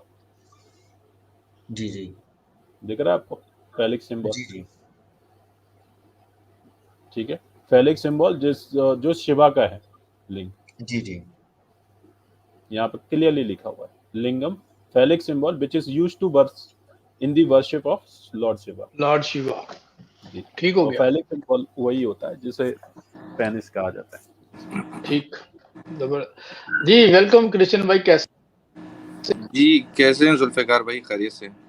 जी बिस्मिल्लाह, ठीक ठाक। आप सुनाएं कैसे हैं? जी खैरियत से। उस दिन बात हो रही थी, फिर वो मेरी लाइन ड्रॉप हो गई तो उस दिन। जी जी जी कृष्ण भाई, जी बात करिए। जी किस उस दिन वो किस पे हमारी बात? बात इसी पे हो रही थी कि वो फ़लस्तीन और इसराइल की बात पे। तो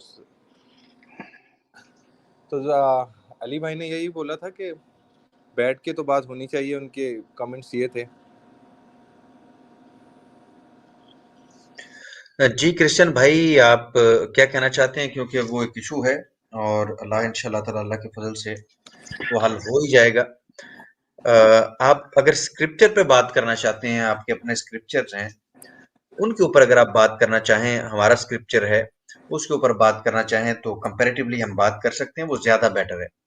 इस तरह के इश्यूज़ मैं यहाँ पर कोई राय देता हूँ, आप कोई राय रखते हैं, तो हमारी राय से अगर मसला हल होना हो, तो मैं तो यकीन करें कि 24 घंटे बैठा रहूँ, सोऊँ भी नहीं और अपनी राय देता रहूँ कि काश ये मसला हल हो जाए। तो आपकी राय से या मेरी राय से ये मसला हल होने वाला नहीं। उस दिन हमारी अच्छी खासी गुफ्तगू हो चुकी है इस मौजू के ऊपर। अगर आप बात करना चाहें, मैंने आपकी बात सुनी थी मुफ्ती साहब के चैनल के ऊपर कि उसके ऊपर, उस टॉपिक के ऊपर अगर आप बात करना चाहें बताएं तो कौन सी? आप फरमा रहे थे कि कोई नासुख और मनसूख की बात कर रहे थे कि बाइबल के अंदर नहीं है। जी, मैं बाइबल के अंदर नहीं, बात ये है कि अगर हम कोई सवाल मैं आपसे ये कर रहा हूँ कि कुरान के बारे में, देखें आप तो बाइबल को नहीं मानते। जी जी, आप भी तो कुरान हकीम को नहीं मानते ना जी। नहीं, आप देखें, मानने का हमारा तो डिफरेंस ये है कि ये कुरान जो है वो बाइबल से कॉपी है, ठीक है। एक बात तो आप हमारा ये ये नहीं है, मानते ना नहीं कृष्ण क्या भाई? कह रहे हैं? कृष्ण भाई, आप ये नहीं मानते, आप गलत बयानी फरमा रहे हैं। अच्छा दो दो चीजें, मैं दो चीजें जी यहाँ पर दोनों चीजें क्लियर करना चाहूंगा। जी नंबर वन, कुरान हकीम बाइबल मुकद्दस जो इस वक्त मौजूद है आपके पास, उसकी जी कॉपी नहीं है, उसकी करेक्शन है। नंबर वन, ये मेरा दावा है, डंके की चोट पे है। करेक्शन है मतलब? कोई भी क्रिश्चियन, बता देता हूँ ना, मुझे बात क्लियर करने दें।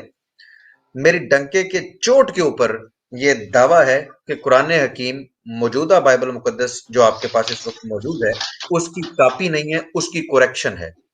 यानी कि जो तसव्वुरात मौजूदा बाइबल मुकद्दस ने मसख कर दिए, कुरान हकीम ने उनको बेहतरीन अंदाज से दुरुस्त कर दिया। जहां जहां पर डेंट डाले गए, इंसानी हाथों की कारस्तानियां आई, कुरान हकीम ने उनको बेहतरीन अंदाज से पेश किया, उनकी करेक्शन कर दी। नंबर वन ये। नंबर टू ये कि मैं ये समझता हूं कि आप गलत बयानी कर रहे हैं हमारे साथ।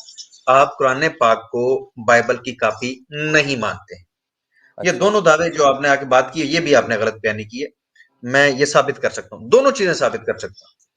ठीक है, वो आप बिल्कुल साबित कीजिएगा। आपने बहुत सारी चीजें साबित करने की कोशिश की, पर वो आज तक हमारी कब से बात हो रही, कुछ साबित हो नहीं पाया। अच्छा खैर, दूसरी बात ये जी, आपके लिए मेरे भाई नहीं हो पाया। इसकी मैं एक एग्जांपल दूंगा। जी एक स्टूडेंट है, सब स्टूडेंट्स के साथ ऐसा नहीं होता। एक क्लास है, क्लास के अंदर कोई 25-30 बच्चों की एक क्लास है। वहां पर 3 बच्चे ऐसे हैं कि उन्हें किसी भी टीचर के पास ले जाओ ना, उन्हें मैथ समझ नहीं आती। वो 20 टीचरों के पास से होके आके पढ़ के भी ना, वो कहता टीचर ही ठीक नहीं है, यहां तक कि फेल हो गया और मैट्रिक से आगे ना जा सका मैथ की वजह से। तो कहता जी टीचर ही नहीं ठीक है, भाई टीचर समझा नहीं सका। तो कोई 3-4 बच्चों के साथ ऐसा भी हो जाता है, तो कोई मसला नहीं, वो टीचर को ब्लेम करते हैं कि भाई टीचर समझा नहीं सका। बिल्कुल ठीक है। हालांकि मेरा बात तो बिल्कुल वाजे होती है। मैं ये कह रहा हूँ कि आप लोगों की बात जो है वो दुनिया के अंदर आधे क्रिश्चियन है, उनको समझ नहीं आ रही है, और इसमें भी स्टूडेंट का मसला है। आ रही है, आ रही है ठीक है, समझ कृष्ण भाई, आ रही है समझ। वो मुसलमानों को भी आ रही है। अगर आप देखें तो वो बात जो है क्रिश्चियनों की मुसलमानों को भी समझ आ रही है। इसको छोड़े खैर, ना, इसको ये छोड़े, क्या आगे बात बढ़ते है? हैं। आगे बढ़ते हैं ना। कृष्ण भाई, क्या बात है? अपने दावे से ही फिर गए। मैंने दावा किया है कि आपने गलत बयानी की है क्या? आप ये समझते हैं कि कुरान हकीम बाइबल मुकद्दस की कॉपी है। आप झूठ बोल रहे हैं, मैंने ये दावा किया है, इसके ऊपर आप बोल ही नहीं रहे, आप आगे मैं पीछे आपको इधर मैं उधर। अब वो उसी पे बात आ रहा हूँ ना। अच्छा, ये जो आप ये जुमले इस्तेमाल करेंगे ना, झूठ बोलने, अच्छा ये महज़ब गुफ्तगू होती नहीं है अली भाई, ठीक है? ये मैं झूठ बोल माजरत चाहता हूँ मेरे भाई। जी कृष्ण जी कृष्ण भाई, अगर आपको मेरा ये लफ्ज गलत लगा है, इसके ऊपर मैं माजरत चाहता हूँ। जी तो ये भी मुहज़्ज़ब गुफ्तगू नहीं होती जिस तरह आपने आके की। खैर, नो प्रॉब्लम, मैंने नहीं आपको मैं ज्यादा लेकिन अली भाई एक मिनट, फिर वो फॉर एग्जांपल अगर मैं गलत बात कर रहा हूँ तो फिर वो कौन से अल्फाज यूज करने चाहिए जिससे जो है वो पता चले कि भाई ये बात ठीक है। अगर मैंने कोई गलत बात की है ठीक है, वो तो फिर वो क्या कौन सा देखें, वर्ड यूज गलत कीजिए गलत जिससे बोल थोड़ा सा। हाँ, जुल्फ़िकार भाई, गलत बोलने में वो गलत एक दूसरे को ऐसा लग रहा होता है कि ये गलत बोल रहा है क्योंकि उसको वो बात समझ नहीं आ रही होती है। झूठ जो चले होता है ठीक ना, है, झूठ चले जो ठीक है है, 1 मिनट दे दें क्रिश्चियन भाई, 1 मिनट दे जी, दें। जुल्फ़िकार शेख साहब, जस्ट 2 मिनट की बात है, बात खत्म होने लगी है। क्रिश्चियन भाई, मैं अभी आप सबके सामने कह रहा हूं, इन्होंने आके ये दावा किया था कि कुरान हकीम को ये मानते हैं कि वो बाइबल की कॉपी है। जी। आपके सामने मैं यही सवाल इनसे दोबारा पूछने लगा हूं, अब इनका हड़बड़ाना देखिएगा। अगर ये हड़बड़ाएंगे नहीं तो ड्रम गिर जाएंगे, वरना आपको ये पहला मैं यही क्वेश्चन दोबारा करूंगा, ये आपको हड़बड़ाए हुए दिखेंगे। जी क्रिश्चियन भाई, आप ये दावा करते हैं दोबारा से कि कुरान हकीम दरअसल बाइबल की कॉपी है और आप इस पे ईमान लाते हैं कि ये जितना हिस्सा कॉपी कर लिया गया है, कुरान ने कॉपी किया ना जी, उसके ऊपर आप यकीन रखते हैं। अच्छा, अभी आपने बोला है कि मैं दोबारा से लफ्ज़ दोबारा बोलता हूँ। अब आपने इसके अंदर जो ऐड किया है कि उस पे ईमान लाते हैं, मैंने ये तो नहीं बोला था। आपने मुझे बोला कि है आप भी तो नहीं मानते ना। मैंने बोला हम उसको कॉपी मानते हैं। जी जी जी जी, जी, कॉपी मानते हैं ना। आप फिर जी। कहते हैं कि हाँ, मैं कुरान हाँ, को कॉपी मानता हूँ। कॉपी एक मानता मिनट, हूँ, एक बिल्कुल। मैं मैं ये क्लियर कह कर तो रहा हूँ, मैं कह मैं रहा हूँ ये। क्लियर कर दूं, ये मुहज्जब गुफ्तगू नहीं है, मुझे गुफ्तगू जी, कंप्लीट कर लेने दें। आप गलत समझ गए।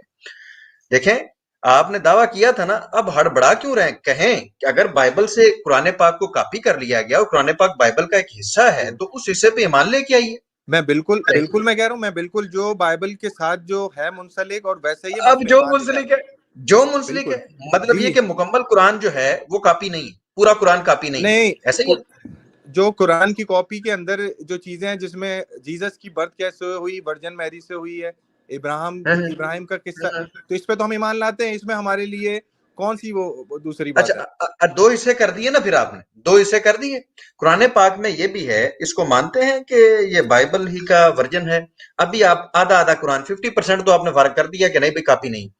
अब मुझे ये बताइए, नहीं, नहीं सुन तो लीजिए ना, कुरान पाक मुहज़्ज़ब में लिखा मुस हुआ है कि जो मसीह अलैहिस्सलाम को खुदा का बेटा कहते हैं, वो खुदा को गाली देते हैं। मैं लाते हाँ हैं जी। ईमान, जी, लाते हैं ना ईमान इस बात मैंने पे। तो आपको पहले ही बात ये बोली है कि जो मैंने पहले बाइबल से आप कॉपी है। आपसे बात शुरू करने से मैंने भी पहले ही बोला है कि अब हमारे भाई जो हैं, ये आपको बैक फुट पे जाते हुए आहिस्ता आहिस्ता आहिस्ता नहीं, आहिस्ता जाते हुए दिखाई देंगे। अच्छा ठीक। असल में अली भाई, जब आप अपनी बात की कोई तर्जुमा करते हैं ना, तो इतनी अमीर बातों को उसमें ले जाते हैं, और जब दूसरा करता है तो आप बेअलिफ बा पे चले जाते हैं। ये आपका बड़ा मसला है। ये आप इसको बोलते हैं फिर चालाकी और फिर अय्यारी, और इसको ये ना किया करें अली भाई। देखें क्रिश्चियन भाई, मैं ना मक्कार आदमी हूं ना चालाक आदमी अच्छा। हूं। एक होती है होशियारी और समझदारी, एक जी, होती है समझदारी और हिकमत। जी। ठीक है, आपके मामले में मैं हकीम साबित हुआ हूं, मक्कार नहीं। मक्कारी आप करते हैं, आप अपने दावे से ही फिर गए। चले बताएं मुझे, कुरान ये कहता है, कुरान पाक फरमाता है कि जिसको तलाक हो जाए उसकी शादी हो सकती है। आपका न्यू टेस्टामेंट कहता है भाई जिना करता है जो तलाक याफ्ता से शादी करता है। कौन सी चीज कॉपी की है भाई, मेरा भाई है? ये मूसा की उसके अंदर नहीं है, बाइबल के अंदर, शरीयत के अंदर। अच्छा, मतलब ये न्यू टेस्टामेंट में तो नहीं है ना जी, वो तो चले बदल गई है। मैंने बाइबल का बोला। आप जो भी है मुझे बोलेंगे ना, अभी यहाँ पे आप फंसे। हम्म, आपसे आगे बात करते हैं, चले हम नासिक चले और चले, मनसूख पे आ जाए। इसी बात पे तय कर लें, इसी बात पे आसिफ, तय कर मैं लेते कह हैं, रहा हूँ। इसी बात अच्छा। पे क्रिश्चियन क्रिश्चियन भाई, इसी बात पे तय कर लेते हैं। देखें, मैं जी, बैठा था हिंदुइज्म को लेकर, लो जी, भाई मैं जी, लगाऊं खोलने बाइबल, अब भागना नहीं। जी, और तलाक याफ्ता औरतों के बारे में भी बात होगी, न्यू टेस्टामेंट में से भी और ओल्ड टेस्टामेंट में से। जी। अगर आपकी तालीमात बाइबल के बारे में भी अली रजा ने आपको पढ़ा के भेजना है, तो कोई मसला नहीं, मैं बाइबल खोलने के लिए तैयार हूं। हाँ जी, शुरू खोल लें, हूं, खोल लें। शुरू हूं। अरे भाई खोले ना नहीं अरे नहीं, खोल मैं के आपसे पहले पहले परमिशन लेके, भाई मैंने भागने नहीं देना। आप मुझसे परमिशन ले, अगर मैं बोलूंगा नहीं तो आप नहीं खोलेंगे। फिर जारी बात है, मुझे पता टाइम वेस्ट हो रहा है, आपने अभी भाग जाना। मैंने एक जी, एक मैं वर्ष दिखानी है, आपने निकल जाना। दिखाएं मुझे। आपने जो बोला है कि तलाक याफ्ता से पुराने अहदनामे में शादी नहीं थी, आप बता दें, मुझे बताएं अभी। मैंने कहा है कि मैं औरतों का पूरा चैप्टर खोलूंगा, ओहो, पुराने मैं अहदनामे औरतों से की भी बात और नहीं न्यू कर से रहा भी। हूँ। आपने जो मुझसे स्पेसिफिक बात की, मैं आपको आयत कोट कर दूं। जीसस ने क्या? कहा कि मूसा की शरीयत में कि तलाकनामा लेके उसको मैं दे आपको दो और मैं उसको आपको छोड़ दो। न्यू सुन मैं लेना, मैं सुन लेना। अच्छा जी जी कहें। ठीक है, ये जीसस के कोड हैं। वो तुम्हारी सख्त दिली की वजह से उसने ये कहा था, पर मैं तुम्हें ये हुक्म नया देता हूँ कि जो छोड़ी हुई से ब्याह करेगा वो जना करेगा, और बगैर किसी, अगर किसी ने जना कर लिया शादीशुदा औरत ने, तो उसके अलावा वो किसी और को या आदमी को वो नहीं छोड़ सकती है। तो अली भाई ये यहाँ तक तो हो गया क्लियर। मैं कह रहा हूँ आप जो जिस बात कर रहे थे क्या हम उस पर क्लियर हो चलते गया हैं। भाई? वाह भाई वाह, अच्छा, क्लियर हो गया। मुझे तो बात करने दें, आप अपनी आयतों के साथ भी छेड़खानी कर रहे हैं भाई, ऐसे ना करें क्रिश्चियन भाई। मैंने ये कहा है कि मुझे इजाजत दें, हम खवातीन के हकूक जो हैं न्यू टेस्टामेंट, ओल्ड टेस्टामेंट और कुरान पाक तीनों को सामने रख लेते हैं, देखते मैंने हैं करेक्शन, देखते हैं कि करेक्शन क्या है, बेहतर क्या है, और जलालत और खजालत क्या थी, ज्यादती क्या थी, जुल्म क्या था। और जो मैंने दावा किया मैं दोनों चीजें साबित करूंगा। नंबर 1 कॉपी नहीं करेक्शन है, बल्कि इसी में तो मामला कॉपी नहीं करेक्शन। मेरे ये दो दावे हैं, कॉपी नहीं करेक्शन है। करेक्शन भी साबित करूंगा और वहां पर मौजूद फॉल्ट भी साबित करूंगा। और कुरान ने उनके ऊपर जो कैटेगरिकली स्टेटमेंट्स दी उनको करेक्ट करने के लिए वो भी आपके सामने रखूंगा। शुरू करें। मैं आपसे ये कह रहा हूँ, आप हमारी बात कहाँ से शुरू हुई थी? अभी आप औरतों के हकूक पे चलेगा, औरतों की। जी आपने बात ये रखी ना जी, आपने मैंने तो ये खवातीन बात के नहीं हवाले से। रखी। मैंने आप रखी ना, अपनी तरफ से बात क्यों कर रहे हैं अली भाई? हमारी बात शुरू हुई, देखें मैंने बोला कृष्ण वो भाई, कॉपी नहीं है, कृष्ण आप भाई उसके देखें, औरतों के उस पे चलेगा यार। कृष्ण भाई मैंने आपसे ये कहा कि आपने गलत बयानी की और वो साबित होगी पीछे पीछे जाते जाते जाते जाते। अच्छा, अब मसीह अलैहिस्सलाम के बारे में जो कुरान पाक की कैटेगोरिकल स्टेटमेंट है, आपके नजदीक तो बाइबल से कॉपी है, उस पे ईमान लाते हैं कि जो खुदा को बेटा कहते हैं वो दरअसल खुदा को गाली देते हैं, और मसीह अलैहिस्सलाम ना खुदा हैं और ना खुदा के बेटे हैं। ईमान लाते हैं ना जी, कॉपी किया हुआ ना जी हमने तो। अच्छा, आप ये ईमान कह रहे लाते हैं कि ये कुरान में लिखा हुआ है कि वो अल्लाह को गाली देते हैं? जी जी। बुख्तान। चले दिखाएं कि अल्लाह को गाली देते हैं, बताएं कुरान में कहाँ लिखा है? या कृष्ण भाई, मैंने जो कैटेगोरिकल स्टेटमेंट्स आपके सामने रखी हैं, आप कहें कि ये कुरान पाक में नहीं है और आप इनको डिसऑन कर दें, मैं दिखा दूंगा। मैं तो आपको मैं ये कह रहा हूँ कि आप जो है वो मुझे उसके अंदर से कि वो हम जो उनको बेटा कहता है वो गाली देता है, इसका जरा जी मुझे जी बता दें कि हम गाली देता है, ये लफ्ज मेरे दिखा भाई, दें मैं ये कह स्पेसिफिकली। रहा हूँ ना, पब्लिक सुन रही है ना, मैं कह रहा हूँ कि ईसा अलैहिस्सलाम के बारे में जो कुरान पाक की कैटेगोरिकल स्टेटमेंट है उन पे ईमान लाते हैं ना आप, या नहीं लाते? मैं सर दिखा देता हूँ। मैंने दिखाना मेरी जिम्मेदारी, मेरे भाई, दिखाना मेरी जिम्मेदारी। मैंने तो आपको ये बात ये बोली है, जो भी बाइबल से आप ईमान लाते होती हैं ना है जी, कॉपी किया हुआ है हमने, सर मानते हैं ना उसके जी। ऊपर मैं बिल्कुल ईमान लेके आता हूँ। जो बाइबल से कॉपी हुआ है, जिसमें मूसा का जिक्र भी, जो ईसा का बाइबल से जिक्र। कॉपी हुआ होगा उस पे मैं ईमान लाता हूँ। जी, जबरदस्त। अब जो पे आ गए हो, जो कॉपी हुआ हुआ, सारा कॉपी नहीं हुआ हुआ।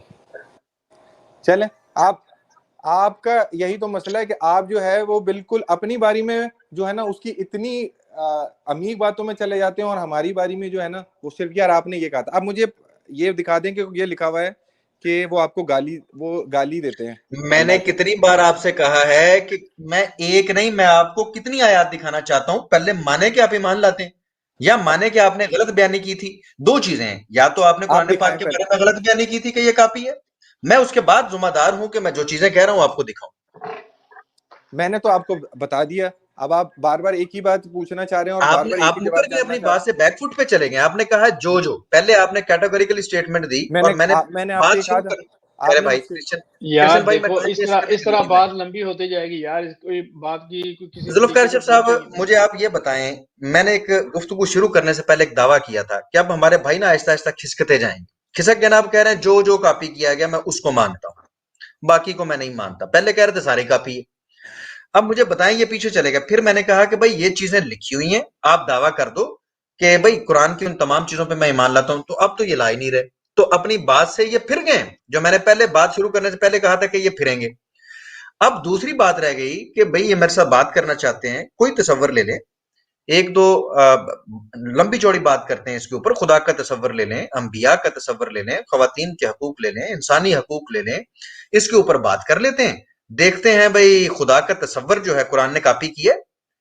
अगर ये कॉपी किया होता तो हम भी इसी तरह दुम दबा के बैठे हुए थे जैसे हमारे क्रिश्चियन भाई कि खुदा को साबित नहीं कर सकते। ईसा अलैहिस्सलाम को खुदा कहते हैं, उनको खुदा साबित नहीं कर सकते, ऐसा ये नाकस खुदा का तसव्वुर पेश करते हैं। अगर ओल्ड टेस्टामेंट में चले जाएं तो वहां पर और कहानियां, बिल्कुल न्यू बिल्कुल टेस्टामेंट में आ जाएं और कहानियां हैं। तो कुरान ने खुदा के तसव्वुर को करेक्ट करके पेश किया, जो कि बेहतरीन है। मेरे साथ ये बात करना चाहते हैं तो करने बिल्कुल किसी ठीक है। तसव्वुर पे करें मुझे ना। भी इस पे ना एक बात याद आ गई, एक स्टूडेंट था जिसको समझ नहीं आती थी, ठीक है, चलें उससे यार, वो भी ठीक है बहुत भाई, जाए सर, इस तरह गुस्सा गुस्सा दिखाने की बात नहीं, मैंने आपको चैलेंज किया है और इल्मी अंदाज से किया है कि मेरे भाई कोई तसव्वुर कुरान ने कॉपी किया है, उस पे आप मेरे साथ बात कर लें। मैं स्टूडेंट था, समझ नहीं आती थी। यहाँ पर ये बात नहीं हो रही, जहां पर वो फिट आती थी ना, वहां पर आपके कान के नीचे लग गई। अब वो दोबारा, अब वो मेरे ऊपर नहीं आती। अब मैंने आपके सामने बड़े अच्छे तरीके से, बड़े शानदार तरीके से आपसे कहा कि कुरान ने कौन सा तसव्वुर किया कॉपी, मुझे बताओ तो सही, किसी पे बात कर लेते हैं। इतनी आपके अंदर इखलाकी और मजहबी गैरत नहीं है कि आप ये कह सकें कि हाँ भाई आओ मैं दिखाता हूं, खुदा का तसव्वुर जो है वो बड़ा बेहतरीन और शानदार था, उसको कुरान ने कॉपी किया। मैं कह रहा हूं कि जो खराब किया गया कुरान ने उसको करेक्ट करके पेश किया। मैंने ये दावा किया है, इस दावे के जवाब में आपको चाहिए था मुझे कहते कि हाँ भाई हम बात करने के लिए तैयार है। आप तो खुदा का तसव्वुर न्यू टेस्टामेंट और ओल्ड टेस्टामेंट में एक नहीं कर सकते, आपने क्या करना।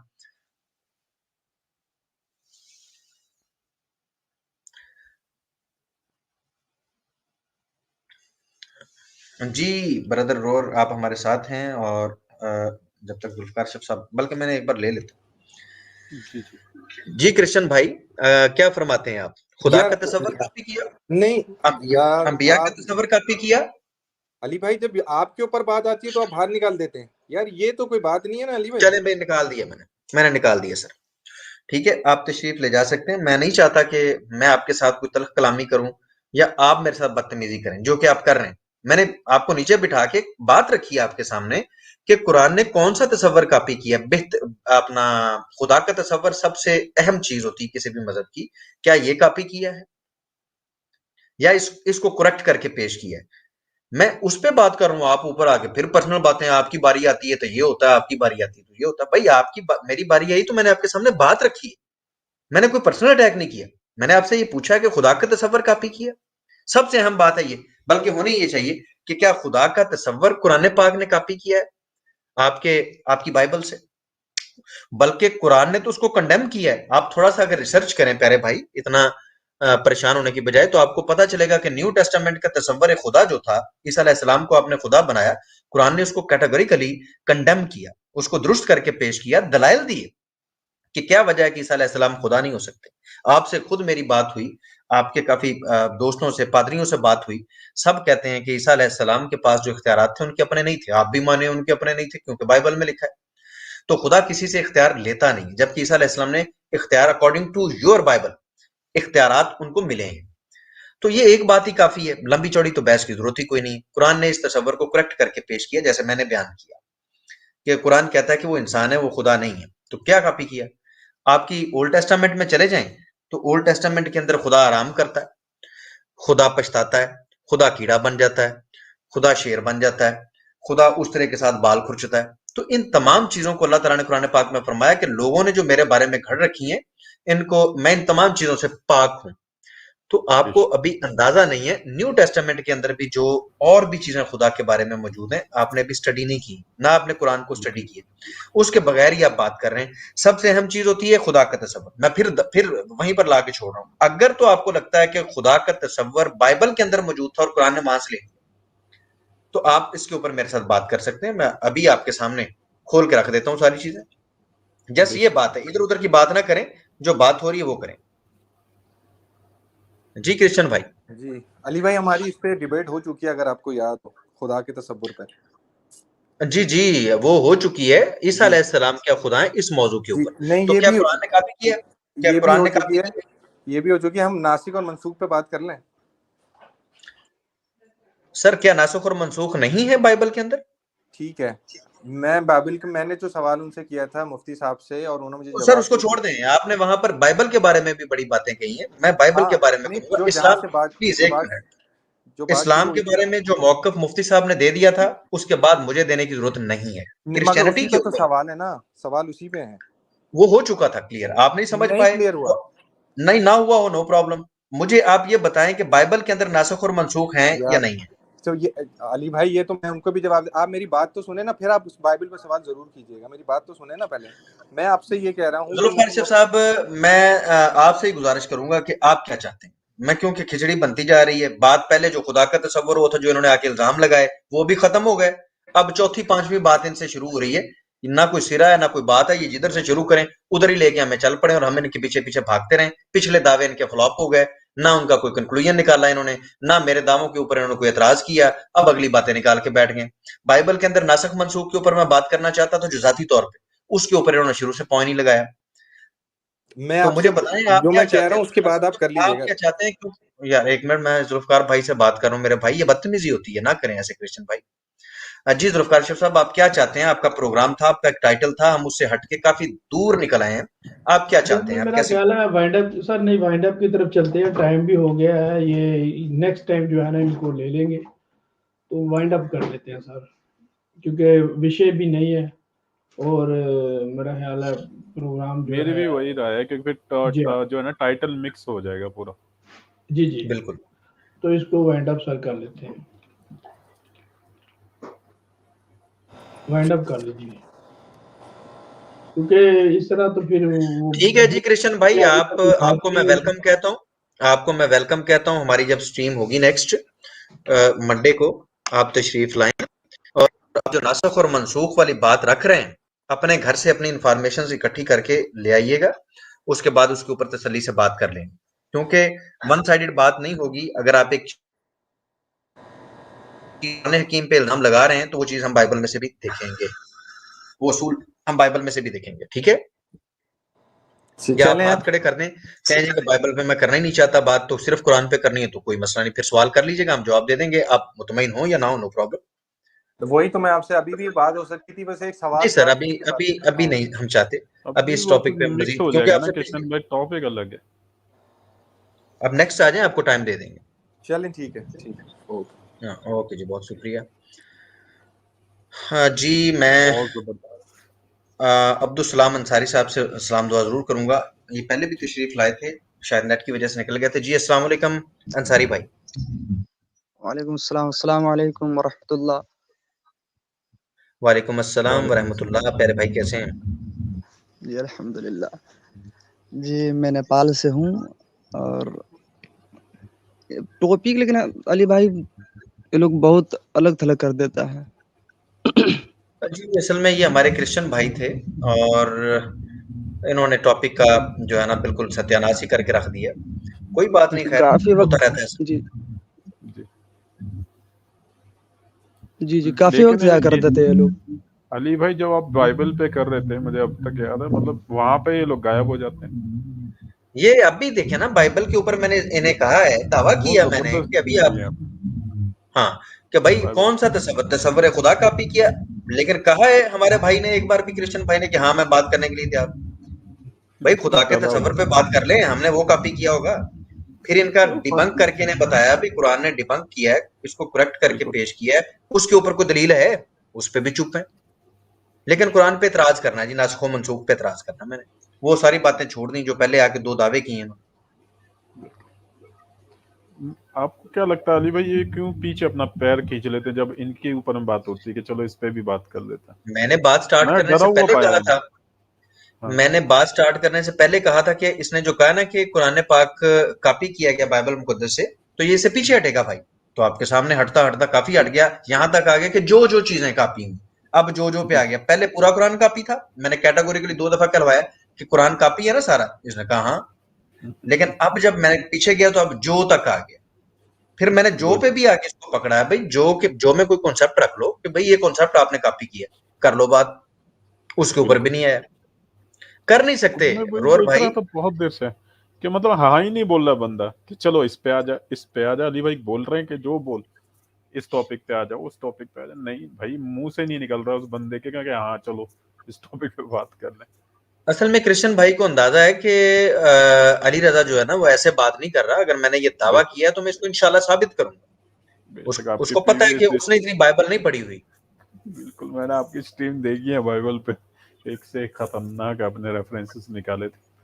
ओए होए, जी, वो देखने लायक है, सारे एपिसोड, बिल्कुल ऐसे ही है, और सारे ये हमारे कृष्ण भाई अच्छे से वाकिफ है, इसलिए ये पाँव पीछे पीछे करते जा रहे थे। बिल्कुल बिल्कुल ऐसे ही है अली भाई। ये नहीं करेंगे जिंदगी में।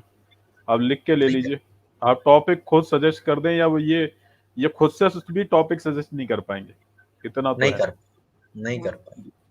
बिल्कुल। जी अंसारी भाई, आप काइंडली अपनी बात रखिए, फिर वाइंड अप करिए। जी अली भाई, मेरा बस एक सवाल है ये शादी से मुताल्लिक हिंदुओं का जो ये लोग कहते हैं कि मेरे धर्म में एक ही शादी का इजाज़त है। लेकिन जी, जी। मैं जब से स्ट्रीम सुन रहा हूँ और देख रहा हूँ, तो इनके जितने भगवान हैं मेरे ख़्याल से सारे ही कोई 2, 4 कोई 16,108 तो इनका मतलब भगवान के अलग सिस्टम है और जो भक्त हैं उनके लिए अलग है? जी, इनके भक्तों के लिए भी इन्होंने नियोग का चक्कर रखा हुआ है कि कोई मसला नहीं, ऐसे करके भी आप अपना गुज़ारा कर सकते हैं। तो ये तरीकाकार तो रखा हुआ बीच में। बाकी ये नियम व्यवस्था नाम की जो चीज़ें थीं जो इनकी स्मृतियों के अंदर आईं, उनको तो अब ये नकारने लग गए हैं। पहले इन पे प्रैक्टिसेज़ होती रही हैं सारी चीज़ों के बिल्कुल। ऊपर। अब ये सारी चीज़ें ये छोड़ रहे हैं और छोड़-छाड़ के आगे आ रहे हैं। अलबत्ता इनके भगवानों के बारे में मोस्टली ये है कि उन्होंने शादियाँ की हैं, एक से ज़्यादा शादियाँ की हैं। जी, तो फिर जो इनका भगवान हो तो इनके लिए रोल मॉडल तो नहीं हुआ ना? बिल्कुल नहीं हुआ। कहते कि जी, नहीं हुआ जी। मैं आपके साथ एक बात शेयर करना चाहूँगा जो मेरा एक्सपीरियंस रहा हिंदू भाइयों के साथ। ये कहते हैं जी हम पे वाजिब नहीं है कि हम किसी को रोल मॉडल माने। हमारे पास बड़ी चॉइसेस हैं। तो असल मसला पता क्या है जो चॉइसेस जिन्हें ये कहते हैं इनके पास मैं सच बताऊं तो जितना डाटा मैंने कलेक्ट किया जो मैंने रिसर्च की इनके पास 33 करोड़ में से एक भी भगवान ऐसा नहीं जिसको ये एज अ रोल मॉडल रख सके उसके अंदर भी उसके कैरेक्टर के अंदर भी वो चीजें निकल आती हैं जो बायसे शर्म है तो इस वजह से ये ऐसा करते हैं कि कोई हमारा कोई रोल मॉडल नहीं है वैसे तो हकीकत यही होती है कि जिसको आपने गुरु मान लिया दरअसल उसको आपने फॉलो करना है तो फिर गुरु किस लिए माना है अगर आपने भगवान किस लिए माना है अगर उनको फॉलो ही नहीं कर सकते आप और करना भी नहीं है तो ये इसी तरह है इनके पास कोई बंदा ऐसा है ही नहीं कोई भगवान ऐसा है ही नहीं जिसकी जिंदगी से ये मुकम्मल रहनुमाई लेके उसको अप्लाई करके सोसाइटी के अंदर रख सकें और बता सकें कि ये इस लिहाज से बेहतर है इनको फॉलो करना चाहिए है ही नहीं है बात ही नहीं जी, जी, जी।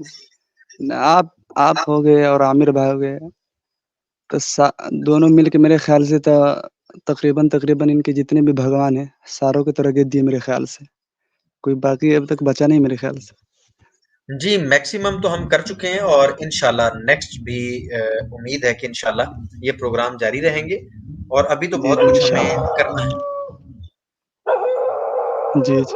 पीछे बहुत से मज़ा आता है घंटी आप लोगों का आवाज आ रही प्रोग्राम सुनकर, आमिर भाई हो गए, अरोरा भाई हो गए और जितने भी लोग हैं, नहीं काफ़ी भाई मज़ा मैं तो आता है सीखने आता हूँ सुन मुझे के। बड़ा मजा आता है जिस तरीके से अली भाई है ना बात करते हैं ना और जो पॉइंट्स पे बात करते हैं वही दिल खुश हो जाता है मेरा और इतना आनंदित होता हूँ कि मुझे मतलब बहुत से होते हैं ना सो जाते हैं मुझे नी मेरे अंदर एनर्जी ट्रांसफर हो जाता है अलग किस्म ये का आपकी मोहब्बत है और भाई नहीं अल्लाह का कसम फजल से है बोल रहा आपकी हूँ अली भाई मोहब्बत है ये मैं दिल से बोल रहा हूँ कि आपने जो खुदा का जी कॉन्सेप्ट लेके जो बात कर रहे हैं ना वही हुए जी अगर कोई कोई अगर सच्चे दिल से ये कोई भी सनातनी भाई भी अगर सच्चे दिल से देख लेगा कसम से बोल रहा हूँ उसको समझ में आ जाएगा कि हम जो क्या फॉलो कर रहे हैं और किस तरफ बिल्कुल हम ऐसे ही निकल गए बिल्कुल कम से कम भले ही वो इस्लाम इस्लाम अगर पढ़ लेगा तो बिल्कुल इस्लाम की तरफ आ जाएगा अगर वो ये भी नहीं करेगा ना तो कसम से इस चीज से तो हट जाएगा जिस तरीके से अली भाई लेके चल रहे हैं बिल्कुल कॉन्सेप्ट ऑफ जी गॉड असल के में ऊपर मैं शिर्क के अगेंस्ट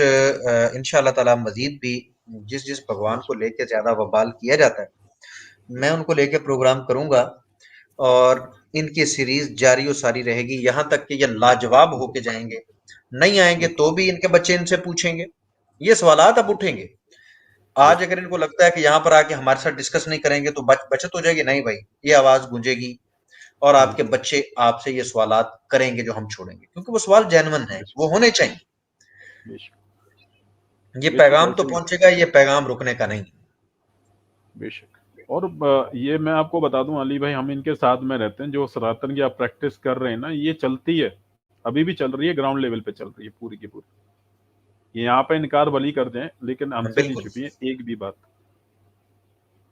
जी आज भी वही लिंग मैं आपको दिखा दूंगा यहीं पे सबसे एशियंट वाला शिवलिंग ठीक है गुड़ मल्लम का तो वो आप देख लीजिए वहां पे अभी भी जाते हैं हिंदू उसकी पूजा करते हैं सेम शेप है पेनिस कई मतलब लिंग का वही शेप है और भी है बहुत सारे मंदिर जहाँ पे वही पेनिस के शेप के आपको लिंगा मिलेंगे तो ये करते हैं वही सारे काम वही करते हैं आप चले जाएं लाखों लोग मिल जाएंगे आपको जो कामाख्या टेम्पल पे जो आपने स्ट्रीम की थी ना, लाखों लोग मिलेंगे वहां पे। बाकायदा ये लोग है ना योनि को छू के है ना अपने माथे पे लगाते हैं। बिल्कुल जी, बिल्कुल।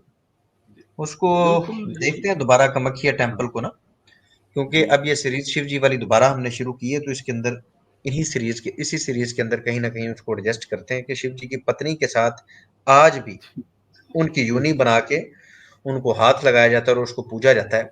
कोई भी इंसान इजाजत नहीं देता कि उसकी बीवी की शर्मगाह की तरफ कोई देखे या उसको पिक्चराइज करे या उसकी कोई मूर्ति बना के कहे ये उसकी बीवी की यूनी है। ये एक आम व्यक्ति भी बर्दाश्त नहीं कर सकता, यकीन करें नहीं कर सकता। इन्होंने शिव जी की पत्नी की वो यूनी बना के वहां पर रखी हुई है, इन्हें शर्म आनी चाहिए। हद है बेशर्मी की ना। जी जी। और ये जो आप करके जा रहे हैं ना, इंशाल्लाह ये हमारे मुसलमानों के लिए भी काफी काम आएगा।